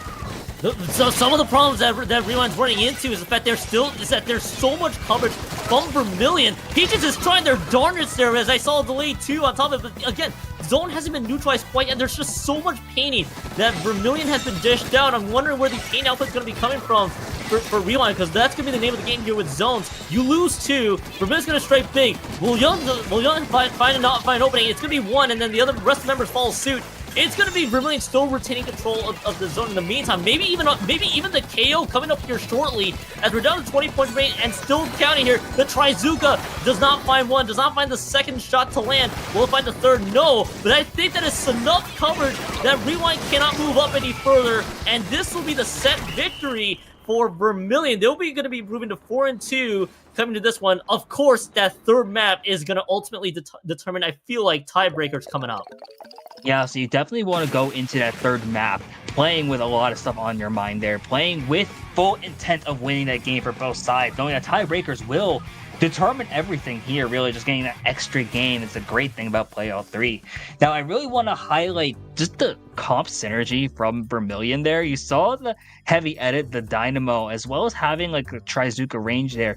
There's like 3 options there that could really just pressure from such long range. And it's such a great counter onto what Rewind was doing. And thinking of like, because we noted that like they kind of struggle to paint in terms of just being able to get in. And when you have like 2 consistently strong like ranged options from the side of Vermillion, as well as the Trizuka that can come out and have 3 shots to pick any player off from a distance, or at least stall in terms of being able to let the other team get in. It was just a really great play from Vermillion overall there, and just really strong type of synergy, and you saw just amazing defense from their end. Yeah, and this almost was the name of the game really for Rewind here. Is just not able to outmatch painting for painting, especially with zones where that's just even worse and more glaring when it starts to show. So I want to see if Rewind finds a way to respond. I feel they're gonna have to respond by trying to find any off angles that they can against Vermillion. They actually had something that could have worked. Peaches was almost delivering with that Dynamo for Rewind there, and it almost opened up a lot of space that they needed to do. But again, each time that Peaches opens up a few more, Vermillion just counters back with taking out two of the other members there. As we're going to be queuing into third one here, really relatively soon, being Scorch Gorge Clan Blitz coming up here. Adjustments now needs to matter here in terms of whether Vermillion could possibly break through to alphas through tiebreakers, or they wound up in beta brackets. We're gonna have to wait and see if the game will take its time to load in, see what the changes are. No changes at all from Vermillion. Gonna keep what has worked well for them, and it's gonna ultimately be effectively the same weapon choices here. Actually, no, yeah, it is gonna effectively be the same weapon choices for the most part from Rewind. So look to see how they can try to respond with the amount of paint coverage that Vermillion has been dishing out. And paint coverage really matters a lot on Clamblitz. Just being able to find the clams on the map, or as well as being able to swim around to get those clams. It's really just Clamblitz is just a mode of control, really. It's not Splatoon in the same vein, but being able to control the map, to really have control, to get a chance to get those clams and make your way towards best, it's so important here. Just this neutral exchange in the first minute really determines and sets the stage for the rest of the match that will be happening here. And you see with the way that Vermillion is holding on here in the blue, finding multiple picks as well, and having the core of their own, gonna start to give a chance to make some clams, maybe look to move towards the basket as well, as they look to potentially make that first opening move here, as Kool-Aid once again finding multiple picks here, counting a second, and that basket's open, and they're gonna see if Vermillion's gonna be able to keep it going. Yeah, and once again, they left Corlace unchecked, and Corlace has just been running rampant, running circles, if you will, against Rewind for a good chunk of the set there, as the triple splashdown is able to at least neutralize anything that they could find, but that's really all it's going to be there for Vermillion. 1+3 is still not bad with the way that push was developing, but Vermillion still with a lot of control. Now, again, I still need to highlight here, Rewind needs to find a response. Dynamos are traded effectively there, and they need to see if they can find any picks that they can, but once again, if you leave Coolace unchecked, and Coolace will just do things such as land a few blaster shots, and then they'll just take you out on top of it. Coolace is just playing on another level. Yeah, Kool-Ace has reached that level that we don't really get to see very often, but when you see it happen on stream especially, it is something special. And now if you're the side of Vermillion here, just trying to see how they're controlling the clam economy once again. It's a 10-0 at this point, and you see that the paint is also mostly blue. Maybe gonna turn slightly in orange favor for Rewind, as they're gonna be able to make their way over towards mid, try to figure something out here. There's still quite a lot of time, and 71 is very comebackable as well, but with the amount of stuff happening here, Peach is gonna try and just keep things going with this tactical. Gotta see if Rewind has what it takes to make a comeback here. Yeah, now they got that push in, so that's still a really good start. Will they be able to get the lead? Yes, they do actually. Rewind was able to get the lead just off of that, but are they able to extend it a little bit further here? They're actually able to take out one member there, forcing the rest of the members to retreat, and now Rewind has broken things open just a bit here, as they're able to get even more through. Cole's had to pretty much play a two-person effort there, as they are wiped out. There should be at least a little bit more coverage there, but Cole's, look, I love how Cole's is playing this one out, just trying to play a little bit more aggressive, trying to enable Vermillion to catch back up in the clam economy, and make sure that Rewind has to invest everything to make sure that Cole's has been taken care of. Unfortunately, though, the rest of the team has been taken out on top, and Gold is just going to have to be stuck retreating there. Rewind with a great hold that could have gone out of control. Cole's did Cole's things. Yeah, the aggression is basically a gamble on for Kool-Ace, and sometimes it pays off, sometimes it doesn't. But now if you're Rewind here, able to just hold strong, have a power clam ready as well, and now look, they are in control of the clam economy. And with multiple members down from the side of Vermillion, this could look like a potential chance for a push for Rewind here. Gonna try and make their way towards the basket, breaks open the barrier, and you see there's quite a few clams online as well. Zadro having 7 as well. Gotta try and find these extra picks now. Gotta try and just keep this push going. That's another power clam, and that does lead to a wipeout, but that's a big offensive push for Rewind, something they've been needing this entire set so far. I love Zadro's patience, by the way, realizing that Zadro was kind of surrounded by the rest of Vermillion, so just opting to stay hidden for as long as they can, and then wait for that one clam to fall suit to cash in on the power. Yes, you couldn't. Yes, technically it is a lot more points if you just cash in on the 7, but knowing that, hey, this push could possibly end here, I want to just get the quick power clam and make sure we get another 20 points on the board.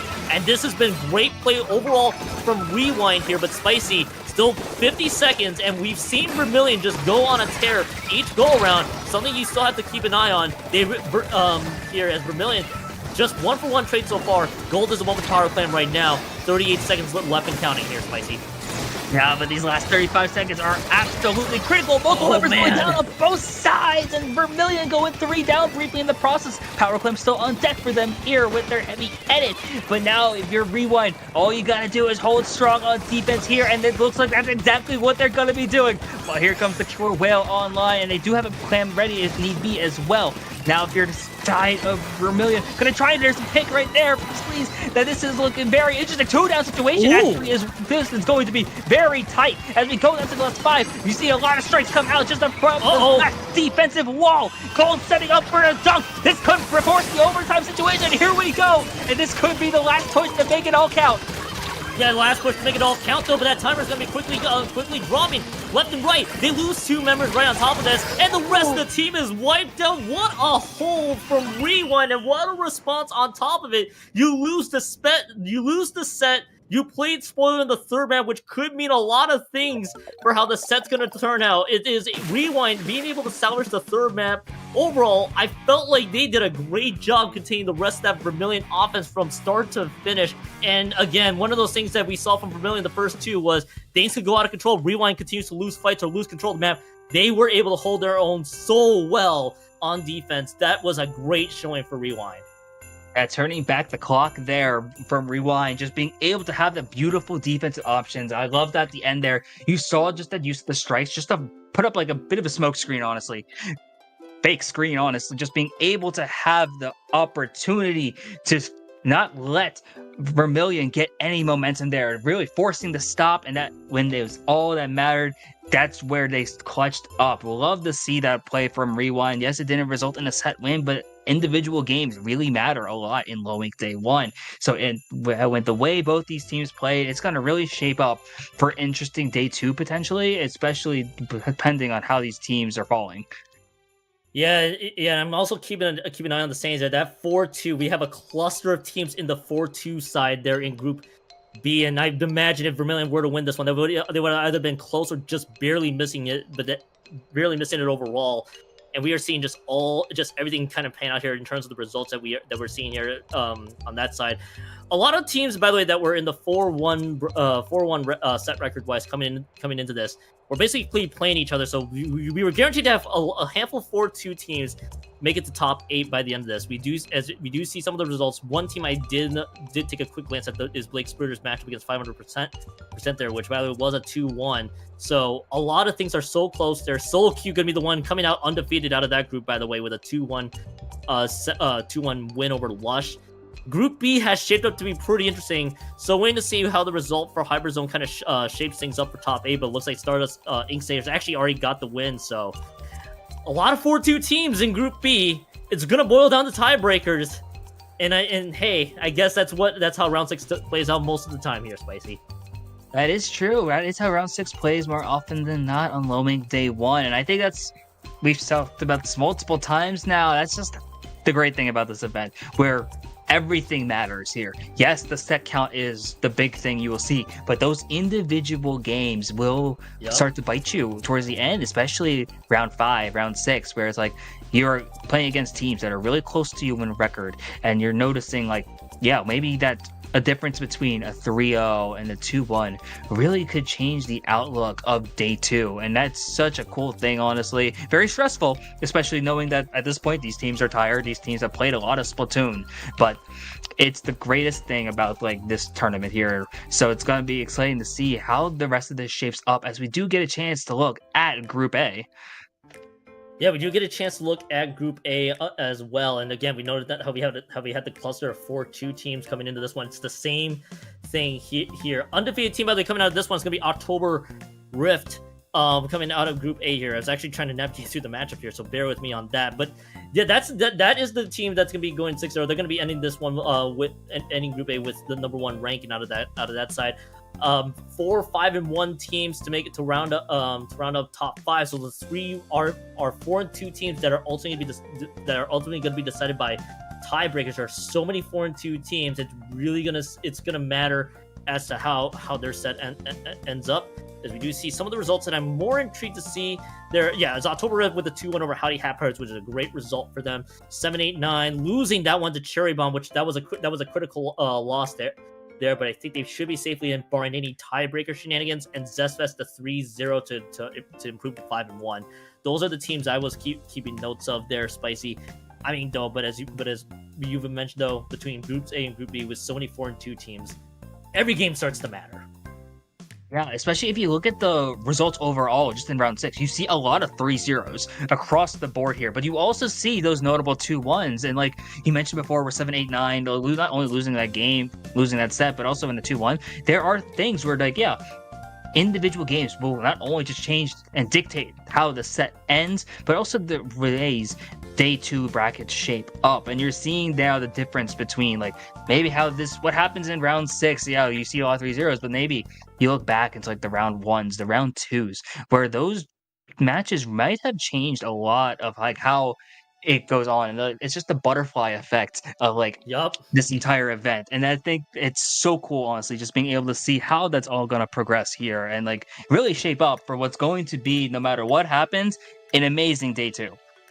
It's gonna shape up for an amazing day too. So hey, everybody who's participating in Low Ink or in the viewers out there, like you, definitely keep an eye on if you are in the IPL Discord. Just take a look and see who makes it to the brackets. If you want to watch day 2 tomorrow, which you probably should, on that front.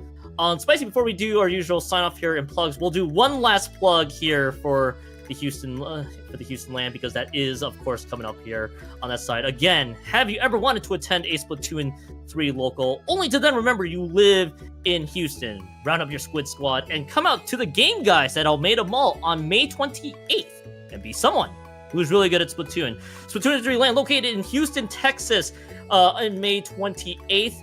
Again, love to see the local scene growing as much as possible. But for more information and how to register for this event, go to start.gg/HTown_1 for more details.